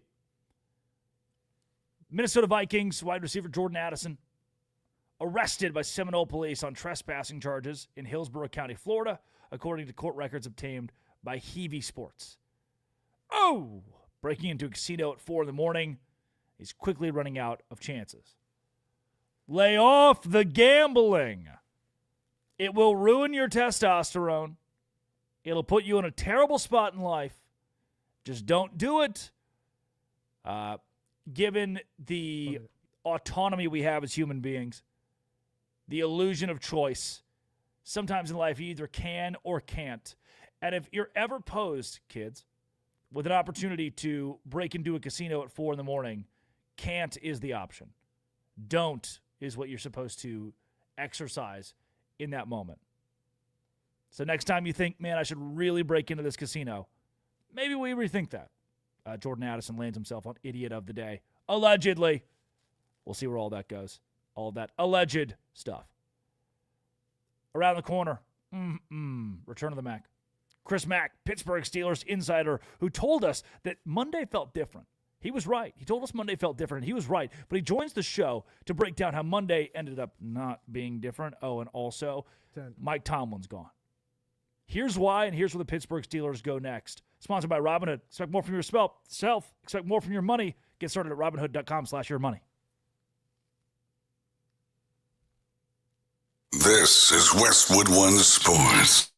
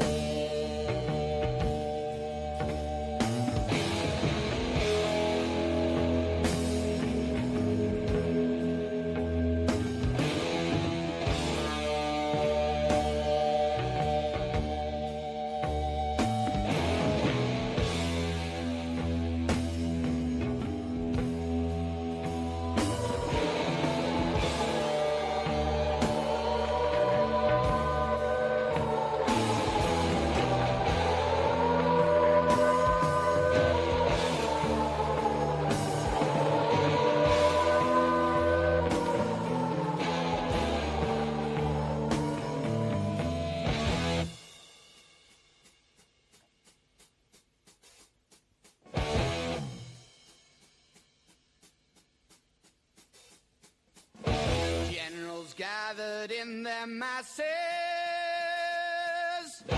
just like witches at black masses. Evil minds that plot destruction, sorcerer of death's construction.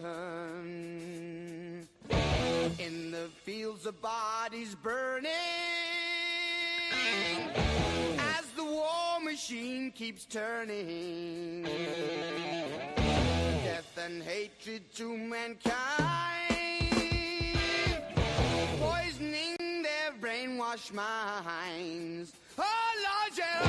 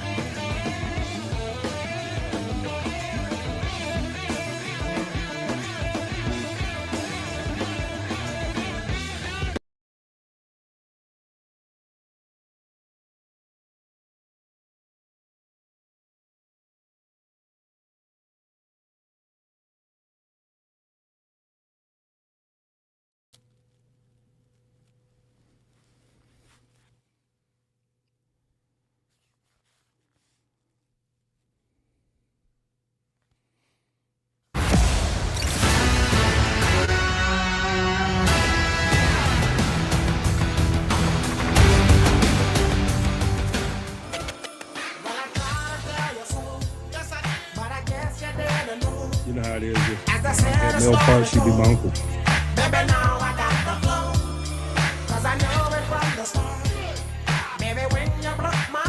It's the return of the back. It's the return of the back.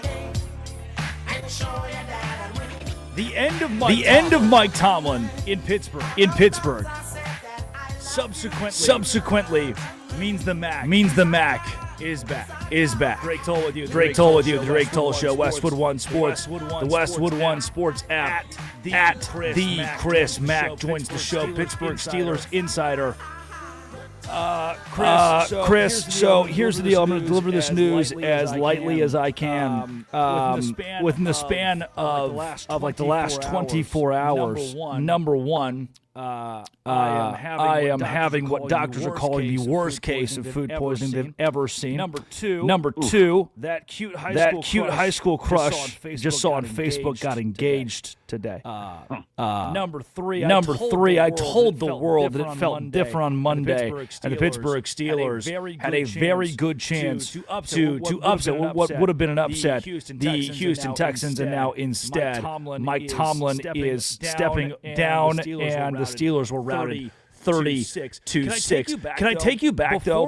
Before we get to Tomlin, before we get to that loss, I want to bring Chris Mack back to 8:15 Eastern Time. Ball is kicking off at Acrisure. What it felt like how different today could have been had Pittsburgh followed through.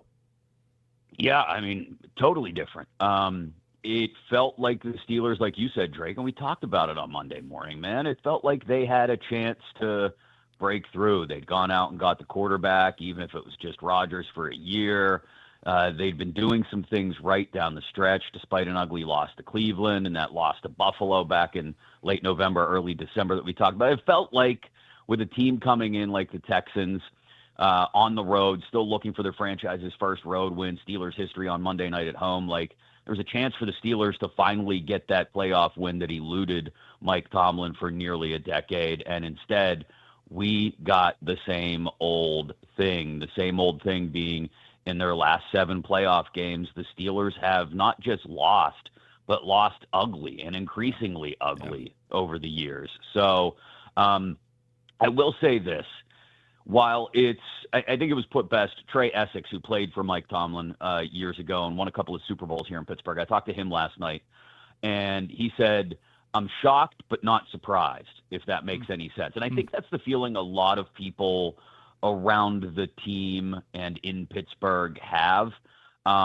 Shocked that the Pittsburgh Steelers would, for the first time in nearly 2 decades, find themselves in a coaching search, but not surprised at the same time that it finally did come to an end. I thought it would take more initiative from Art Rooney II, the owner, to sit down Mike Tomlin and have a hard conversation with him. I said that yesterday, filling in for Costos on You Better You Bet.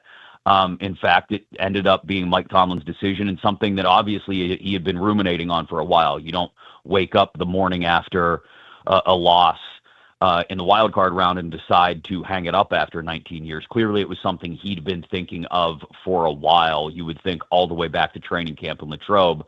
So, and that smoke had existed and had really started to go from, oh, is something burning in the toaster, to, oh my God, there's smoke in the corner of the room, since that Buffalo loss. And so there was reason to believe there were flames behind it. So that's why people are surprised, not surprised or shocked, or however you want to phrase it, taken aback by it just because of the shock of, oh my God, the Steelers are looking for a head coach, but not necessarily surprised that Mike Tomlin did decide to walk away after 9 years of not winning a playoff game and 7 consecutive postseason losses. He is the Pittsburgh expert, our insider, Chris Mack, joining the Drake Toll Show. Chris did a really strong job, Westwood One Sports, yesterday, covering in for Nick Costos and talking Pittsburgh, Mike Tomlin, the future. That is available wherever you find your podcasts as well. Chris, the pulse today, is this rejoicing in the streets? Are Pittsburgh Steelers fans excited about this?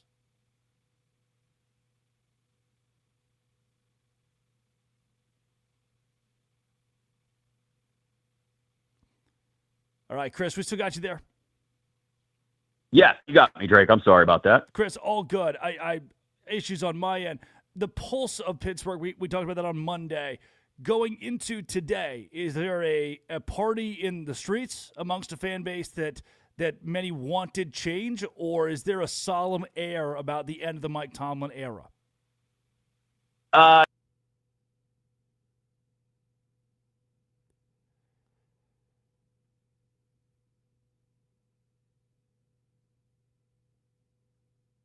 Different. They're going to finally make the decision, again, not through their own means, but because the head coach decided to step down, that they're going to go in a different direction and that they have no choice now. But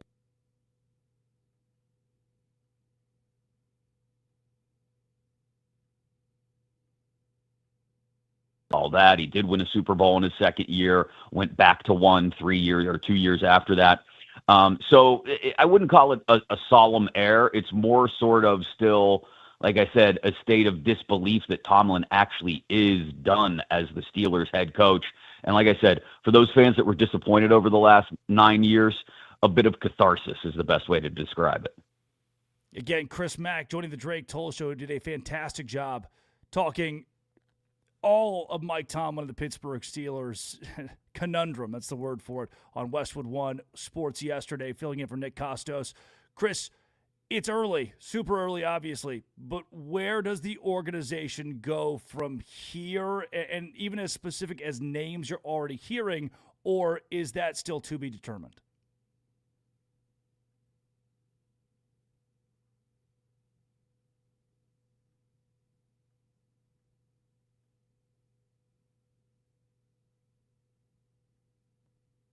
Young assistants who are somewhat under or off the radar. So immediately we all look around the league and see names like and we go, oh, okay, those make sense. Guys who are right around 40 years old, have good track records as assistants, as defensive assistants too, which the Steelers have leaned on in the past. And to be honest, I know a lot of people are looking at, oh, well, this is a team that's struggled on offense for a long time now. And it would make sense, I think, to look in that direction, your Clint Kubiaks of the world maybe. But in some ways, I think the NFL wave of leaning on young, bright offensive minds may be coming back around the defensive side of the ball. So the Steelers, by virtue of not hiring a head coach for 19 years, may have come back around on that cycle to looking defense first. So I mentioned Shula, I mentioned Minter. Obviously, Brian Flores has a little bit of a connection to the organization from his time here as an assistant after he left the Dolphins.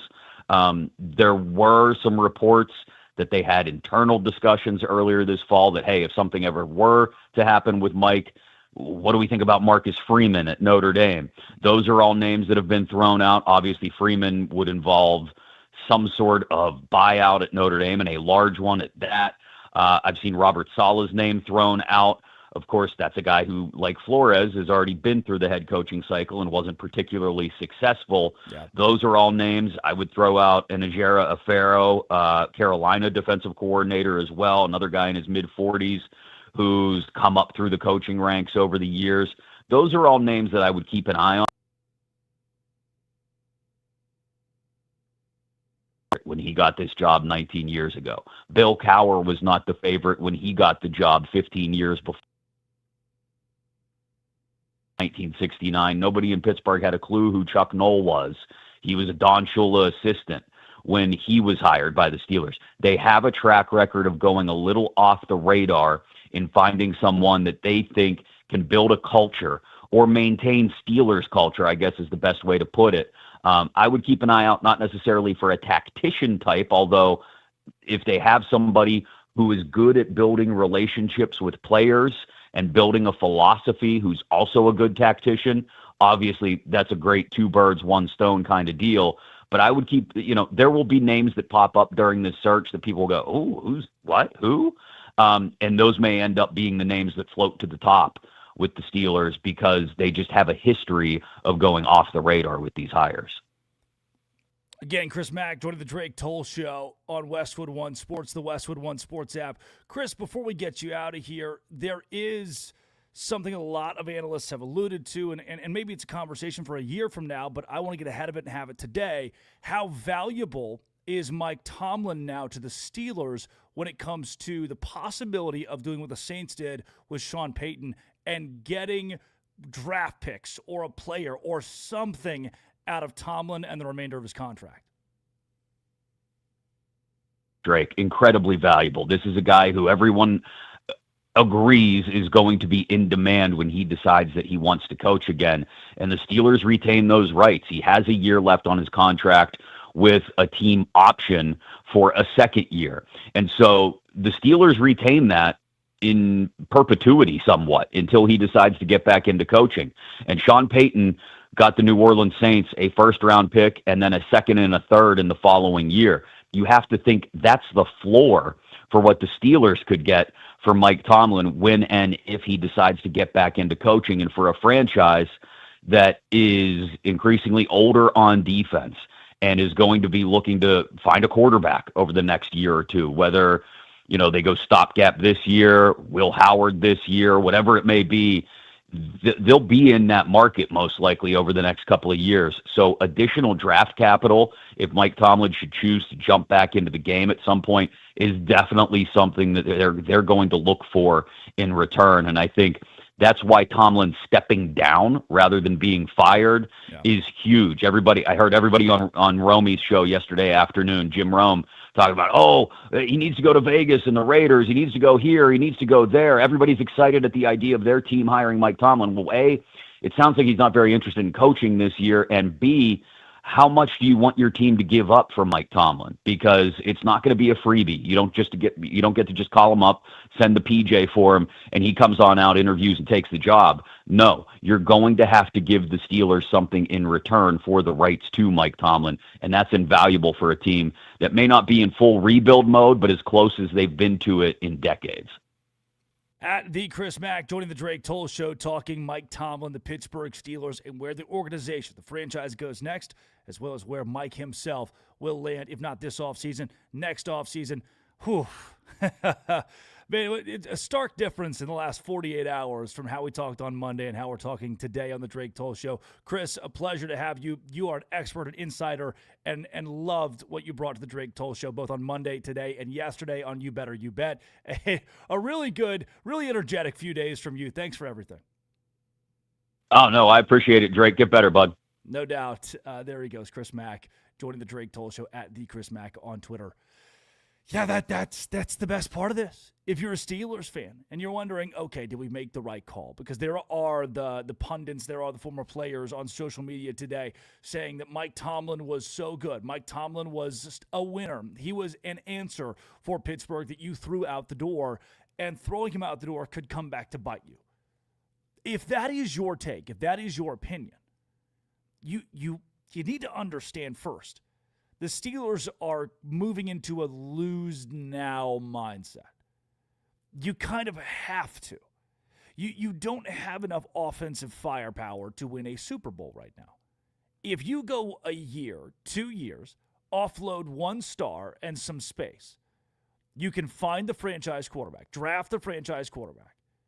And it's not going to happen the way it did for the 49ers, San Francisco, Brock Purdy. You grab the guy with the last pick and, that worked out.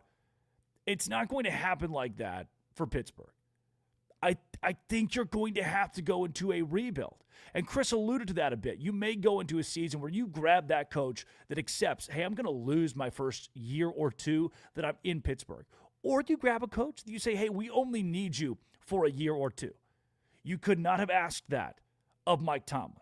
You could not have asked him to lose and to hit the reset button as the head coach of the Steelers. So now you have to find a guy to go in a rebuild mode, or the ultimate investment would be in that young offensive tactician, that big chance, the big swing you take. If you want to win now, the big swing you take to bring in a quarterback and a young coach and build off the defensive front, the defensive power that you already have. That is possible, but I do not think it's the move Pittsburgh is looking for with Mike Tomlin leaving. And I want to be clear, for as much as Mike Tomlin left, for as much as Mike Tomlin is gone from the organization, this was probably fairly mutual. This is probably 50-50 of no matter what, we were coming to a head somewhere here, and something was going to happen with the future of Mike Tomlin in Pittsburgh that led to him not being in Pittsburgh, that led to the lack of that future. You're seeing it now. Tomlin steps down, and they're looking for the next man up for the Pittsburgh Steelers, the fourth head coach in the history of their NFL franchise. There have been 10 presidents since the Pittsburgh Steelers began their campaign in the NFL. 6 popes, 3 head coaches. That is wild. On the other side, we have not talked enough this week about the divisional round of the postseason and where the Bills sit. Are they really Super Bowl contenders? Gene Battaglia can answer that question right here on Westwood One Sports, the Westwood One Sports app, and the Drake Toll Show.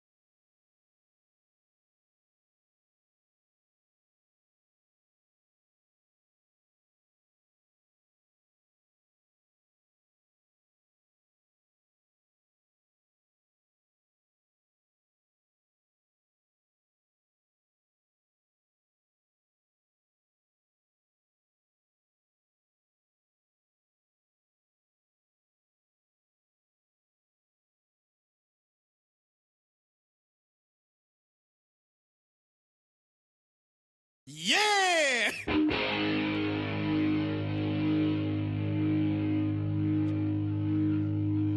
Kick it!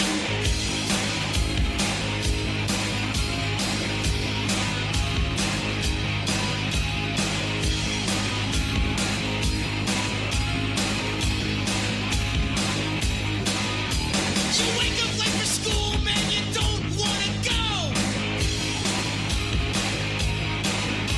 You ask your mom, please, but she still says no.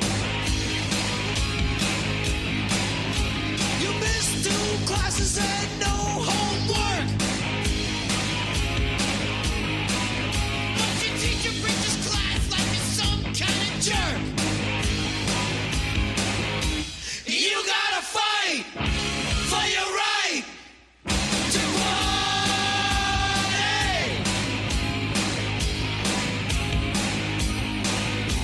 Your pops caught you smoking, man, he says, no way. That hypocrite smokes 2 packs a day. Man, living at home is such a drag. Now your mom threw away your best porno mag. Bust it. You gotta fight for your right to party.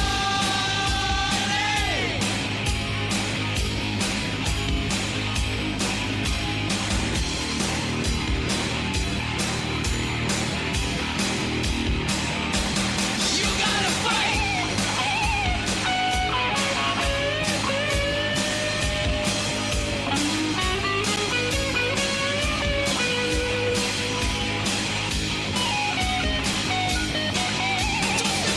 This house, if that's the clothes they're gonna wear. I'll kick you out of my home if you don't cut that hair. Your mom busted in and said, what's that noise? Oh, mom, you're just jealous. It's the Beastie Boys. You gotta fight for your right to party.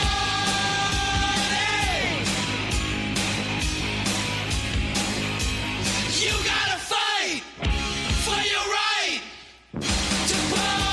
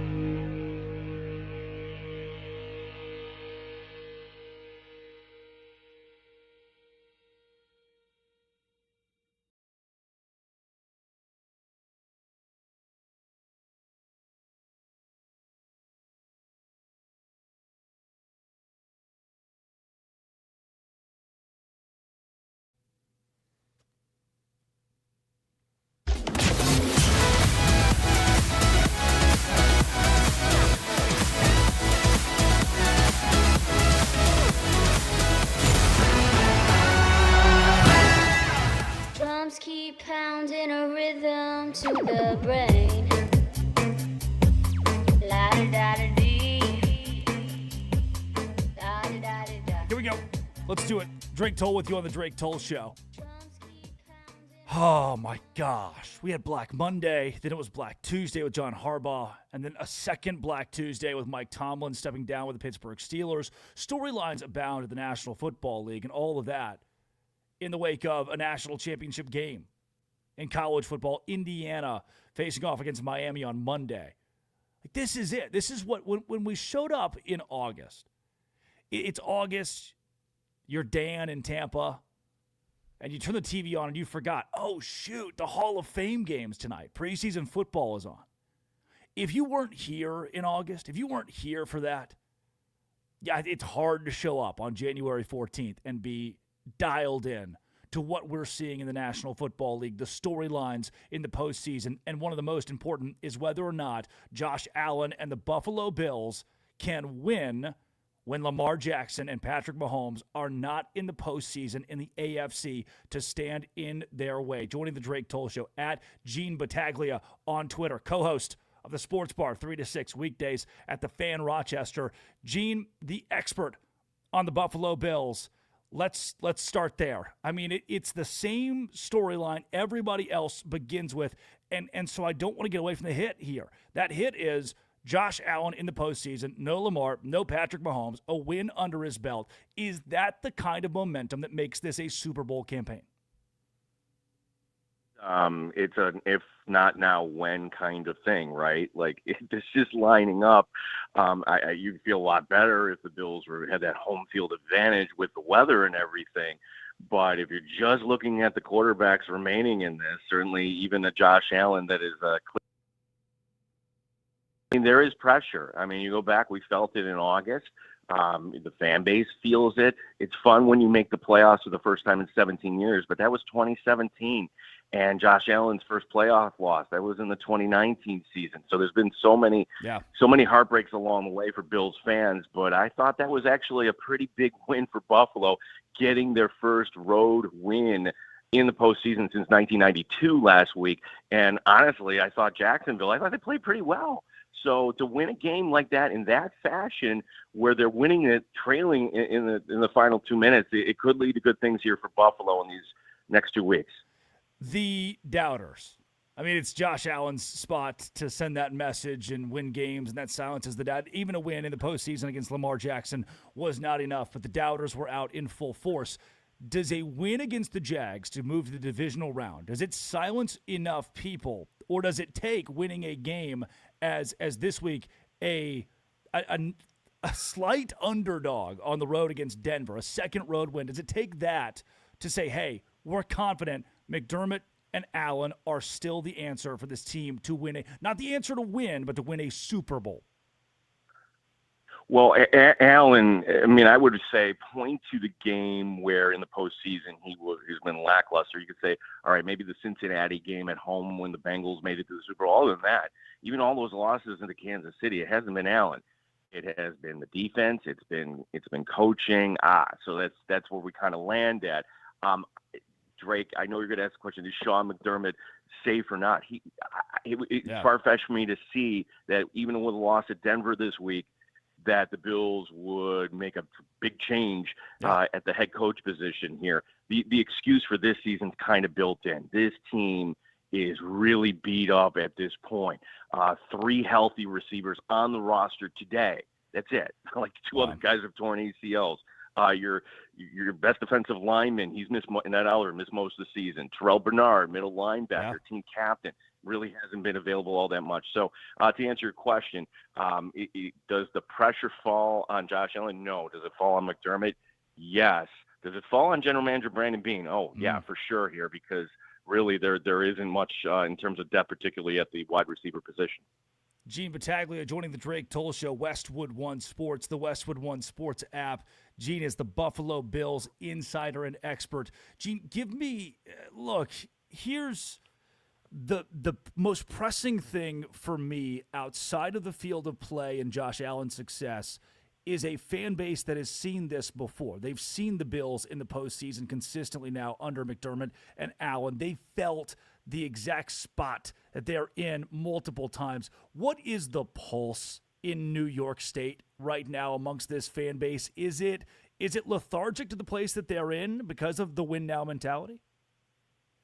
Well, it's a, hey, this is fun, winning games, but hit the fast forward button. Let's get to January, because January football is all that kind of matters. And honestly, maybe the team kind of took that mentality too, because they had some weird losses this season. And now there's no shame, I guess, in losing to a few of the teams, but losing in Miami in November, that shouldn't really happen. And ultimately, it's putting them in a spot where they got to go on the road for the number 1 seed. So it's just the fact that with the expectations being so high, just the wins along the way, maybe they're a little less enjoyable, if that kind of makes sense. But there's been other things to kind of celebrate along the way, including, a stadium that the team, shutting down just a few weeks ago. That was really cool. But it's not just the Bills. I mean, for most of us here in Western New York, we never celebrated anything. I mean, folks in the 60s, if you wanted to say, hey, you celebrated an AFL championship, or there was an indoor lacrosse championship last year. Like, to me, those things, that's nice, but really a Super Bowl championship, a Stanley Cup, something for Western New York. Just one in our lifetime, Drake. That's all we need. No doubt. Gene, going back to Josh Allen and also nailed it. Like that the pulse of the fan base going back decades is awesome, right? And now you're wondering, can you get to the finish line when there is certainly, I think, like Cowboys fans sitting in Dallas right now, Cowboys fans have become that. They don't really care until you figure out whether or not this team will be at the finish line or in a meaningful game. And Buffalo's fighting for that, obviously, this year to go to the Super Bowl. For Josh Allen, and you alluded to the injury issues for the Bills this year, I saw a graphic today, like head, shoulders, knees, and toes. Like the guy is banged up in multiple areas. How big of a factor is that in Denver come January 17th when these two teams square off? Well, Allen played at Wyoming, and so he's used to that kind of element. Sure, and yeah. Honestly, like I looked at the forecast, like it's going to be near 60 and sunny. Hey, that's Nice. awesome. Honestly, we'd rather have it the other way, I guess. Right. What does it mean in terms of Denver? I'm fascinated by this matchup because the Bills are so shorthanded at wide receiver. Like, what do you do with Patrick Surtain in this matchup? Are you putting him on Kincaid? You don't have to worry about Cooks or Keon Coleman on the outside. Are you trying to put him on Shakir? I think ultimately, and it's the one thing that is a big difference between this year and previous Bills teams, this team can run the football. They didn't last week. Credit Jacksonville on that. But the number one rushing attack, the leading rusher in the league in James Cook, that's the recipe for this game. I think you can run the ball against Denver, and then a little Josh Allen here and there, and that would, to me, be the winning formula for offensive coordinator Joe Brady in this offense. Gene, this is the one I'll leave you with, and it's the toughest one. Again, Gene Battaglia joining the Drake Toll Show, Westwood One Sports, the Westwood One Sports app. I'm going to take you to Valentine's Day, not in a weird way. I'm going to take you to Valentine's Day, 2026. It's February 14th, and you are Gene Battaglia, days removed from the Buffalo Bills winning the Super Bowl. What would that, if that hypothetical comes to fruition, for all of the years, the decades you've watched the Bills, that you've covered this team, that you've been in New York, what would that do for this fan base? What would it do for the fan base? What would it do for our region? It is, I think it's accurate to describe this fan base as it's really like a college type of fan base. How else would you explain that this franchise, 17 years, didn't make a postseason, but yet we're all showing up there and, snow and everything else.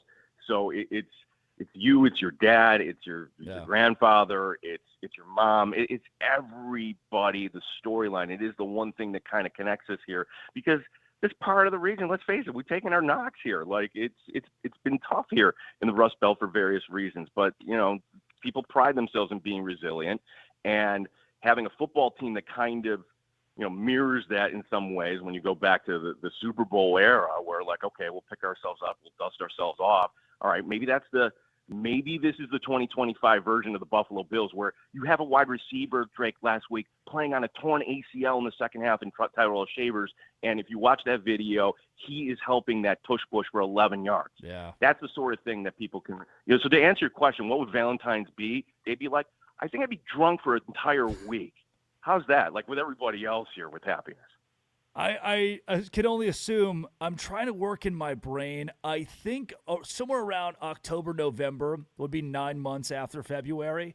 I imagine Western New York would see their own like World War II era baby boom. This would be a pretty extreme. They would write books about what happens in the hospitals come November of 2026. This is great. I mean, that the pulse of the fan base, what it's like right now for a team that's been here before and just needs to get over that hump in a season like this. Gene Battaglia, you nailed it. Thank you so much for joining the Drake Toll Show.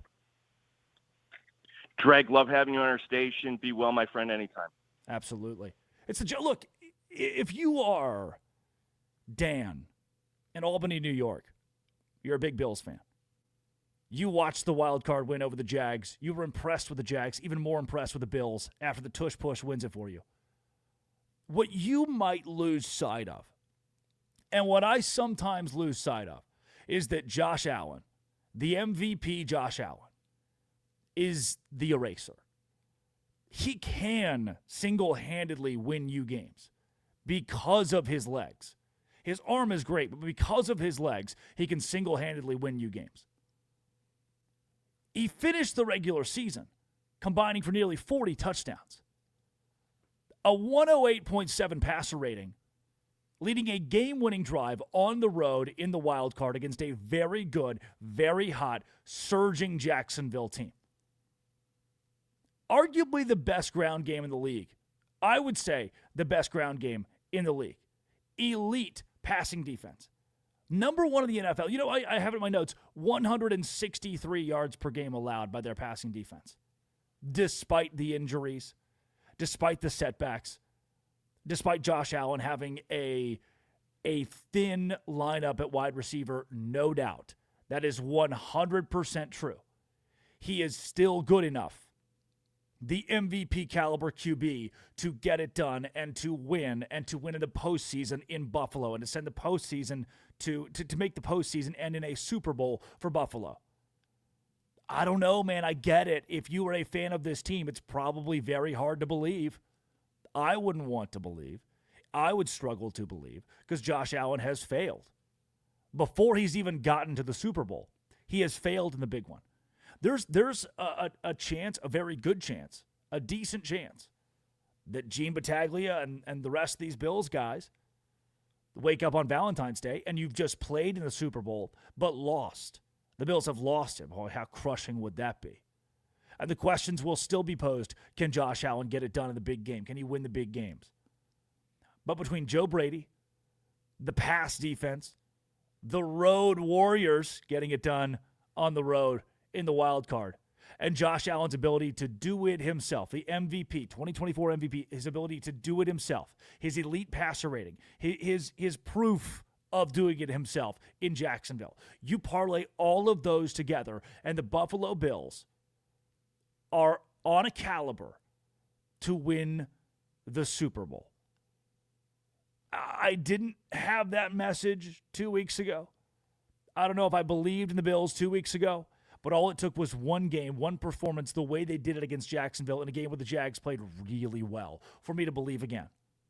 But, of course, there's a non-zero chance. Come Sunday, because this game's at 3:30, I guess 4:30 Eastern time on Saturday. Come Sunday, we wake up, and the Bills did it again. They lost again. But this time to the new blood, to Bo Nix, Sean Payton, and the Denver Broncos, who are hosting an afternoon playoff game at Mile High. Elite rushing attack, elite quarterback. But can they win in the postseason thin at wide receiver? Can they stop Bo Nix, who all of a sudden has been electric for Denver? Certainly, if they're able to turn him over, they will. Oh, this is a good one. Bills, Broncos. Think about it. Think about where you'll be on Saturday, where you will be sitting on Saturday. Well, you may be working at the gas station on Saturday, but you'll still have the game pulled up. You'll still be watching it on that little corner TV. A great matchup in front of us and a 1.5-point spread in favor of the Denver Broncos against those Buffalo Bills. Will Josh Allen, the man who everyone loves to doubt, who's got a hot wife, be able to win in Denver? That is the question. We'll get an answer on Saturday. Around the Bend. Bend. Break. Let's go. Mike Tomlin is Tupperware. The Pittsburgh Steelers are foreclosing, filing for bankruptcy. What does that even mean? I can tell you. I can make you the genius at the office party today. Drake Toll with you, Westwood One Sports, the Westwood One Sports app. This is the Drake Toll Show.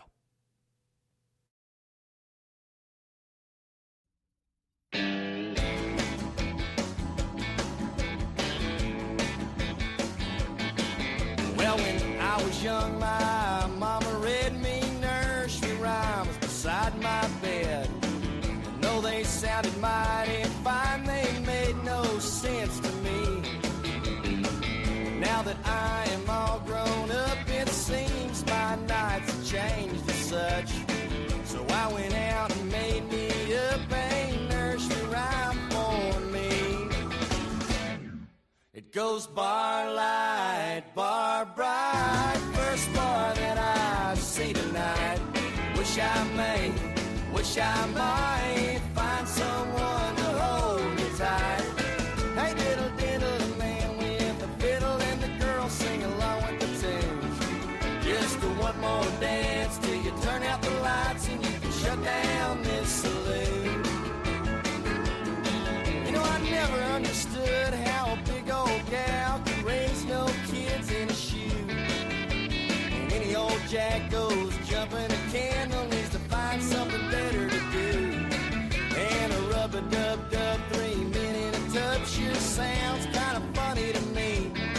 So I made up a honky-tonk nursery rhyme and it's the only one I'll sing. It goes bar light, bar bright, first bar that I see tonight. Wish I might find someone to hold me tight. Hey, diddle, diddle, the man with the fiddle and the girl sing along with the tunes. Just one more dance till you turn out the lights and you can shut down this saloon.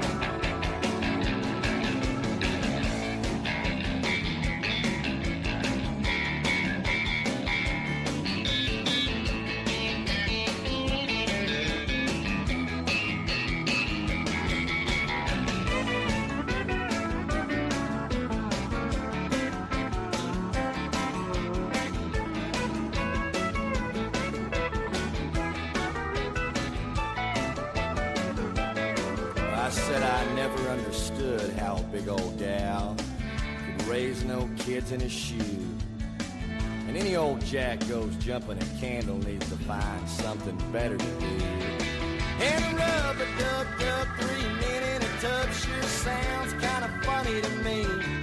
So I made up a honky-tonk nursery rhyme and it's the only one I'll sing. It goes bar light, bar bright, first bar that I see tonight. Wish I might find someone to hold me tight. Hey, diddle, diddle, the man with the fiddle and the girl sing along with the tunes. Just one more dance till you turn out the lights and you can shut down this saloon. I said just one more dance till you turn out the lights and you can shut down this saloon.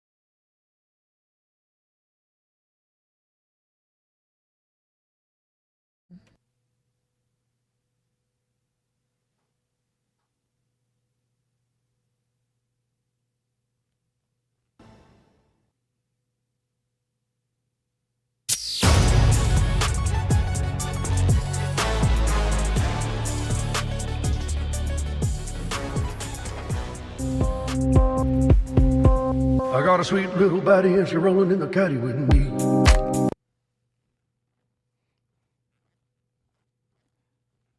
Yeah, no doubt. Oh, from Dallas, Texas, the heart of football country. Drake Toll with you, the Drake Toll Show, Westwood One Sports, the Westwood One Sports app. I look behind me, the beautiful sunrise over WFAA, the news station here from the 12th floor of the Courtyard by Marriott, room 1203. And it just feels like football season. Football weather in Dallas, which doesn't usually happen in this part of the country. I just gave you my hotel room, hotel number.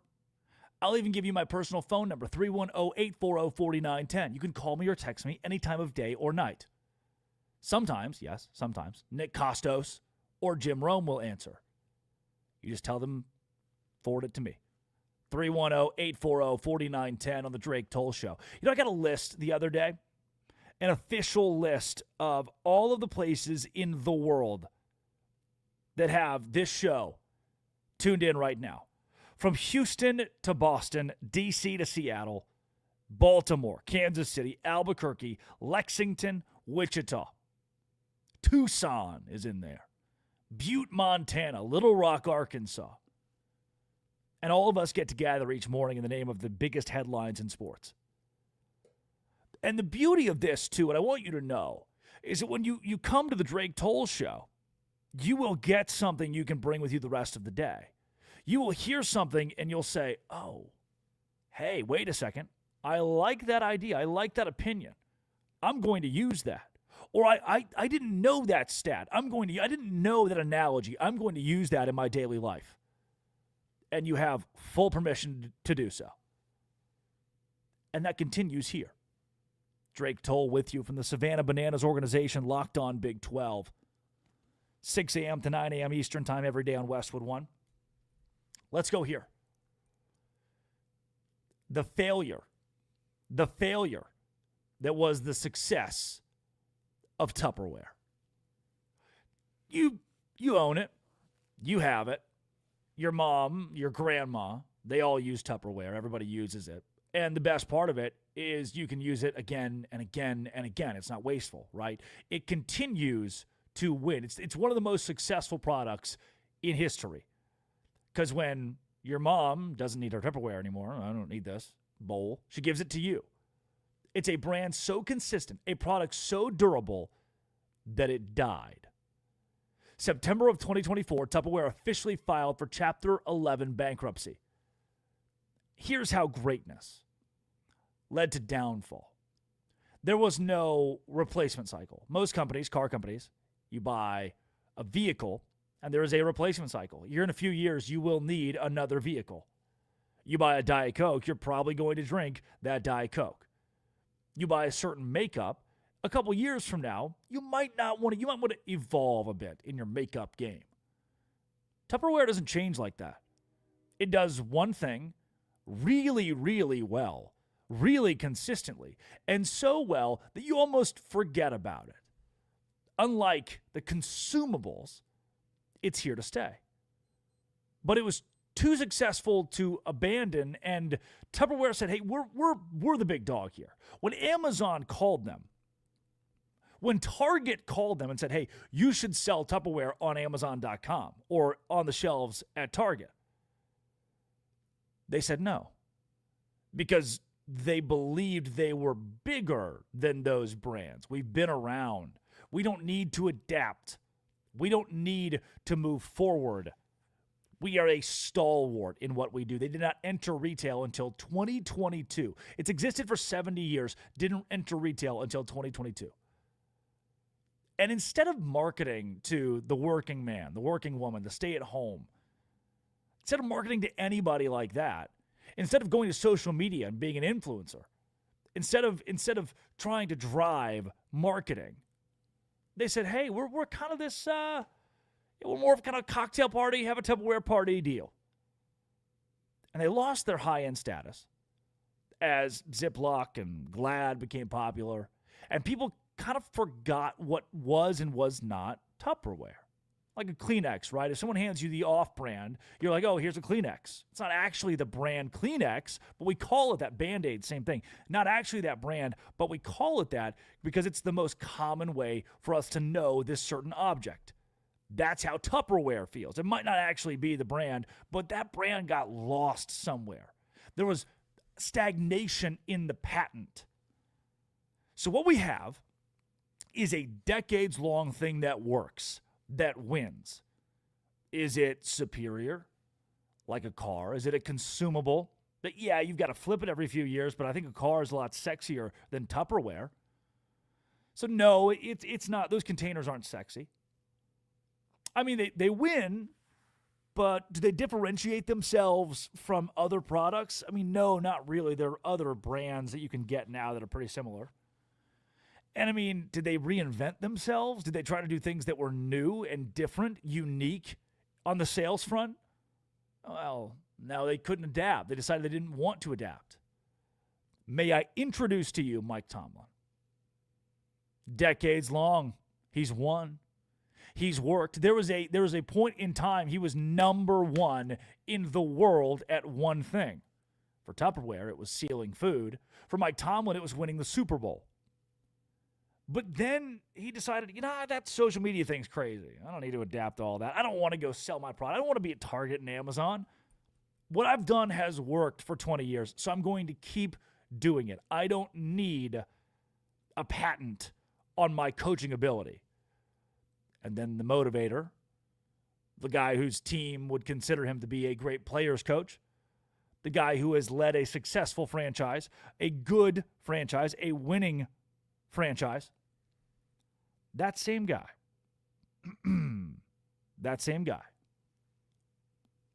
is now stepping away.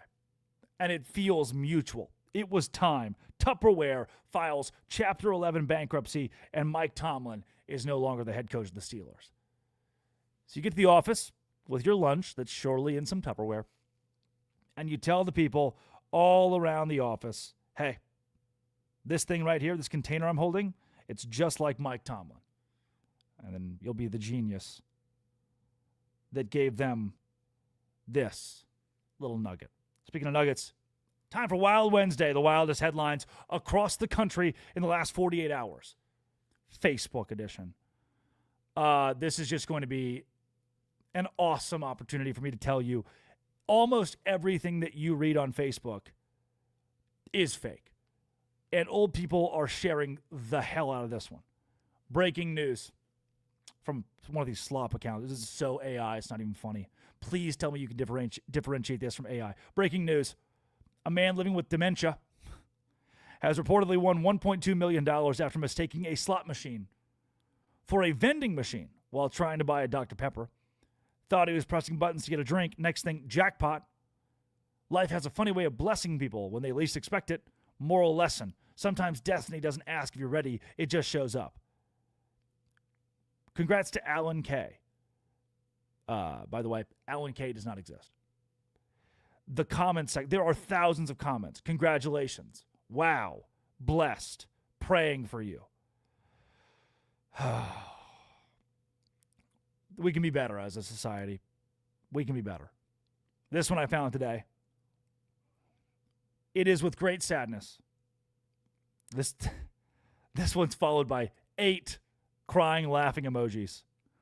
It is with great sadness in my heart that my 49-year-old son Shane died this morning. Laughing emoji, laughing emoji, laughing emoji. 8 times. Old people have done it again. This woman, Carol Sanders, types into Facebook, recipe for cabbage roll, and proceeds to respond to her own Facebook post that says recipe for cabbage roll with cabbage rolls. I would like the recipe for cabbage rolls. Please give me recipe cabbage roll and cabbage roll ? Oh, this is great. I have a bad urinary tract infection. Anyone knows something that could help? First comment, go to the doctor. Original poster responds, I don't trust doctors. That's so good.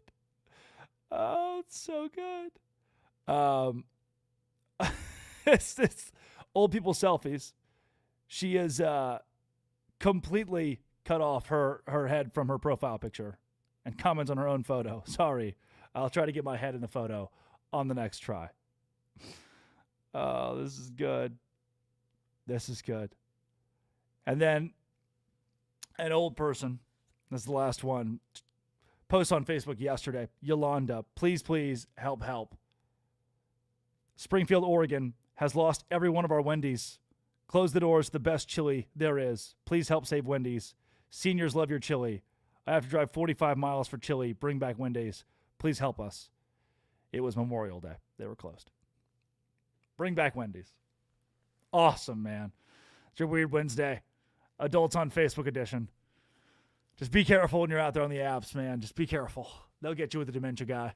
He's not real. They don't exist. One like equals a prayer for our troops.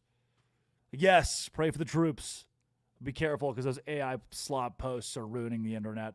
They will steal your information. They're coming for you. They have your information already. That's right. That's it. Mike Tomlin stepped down.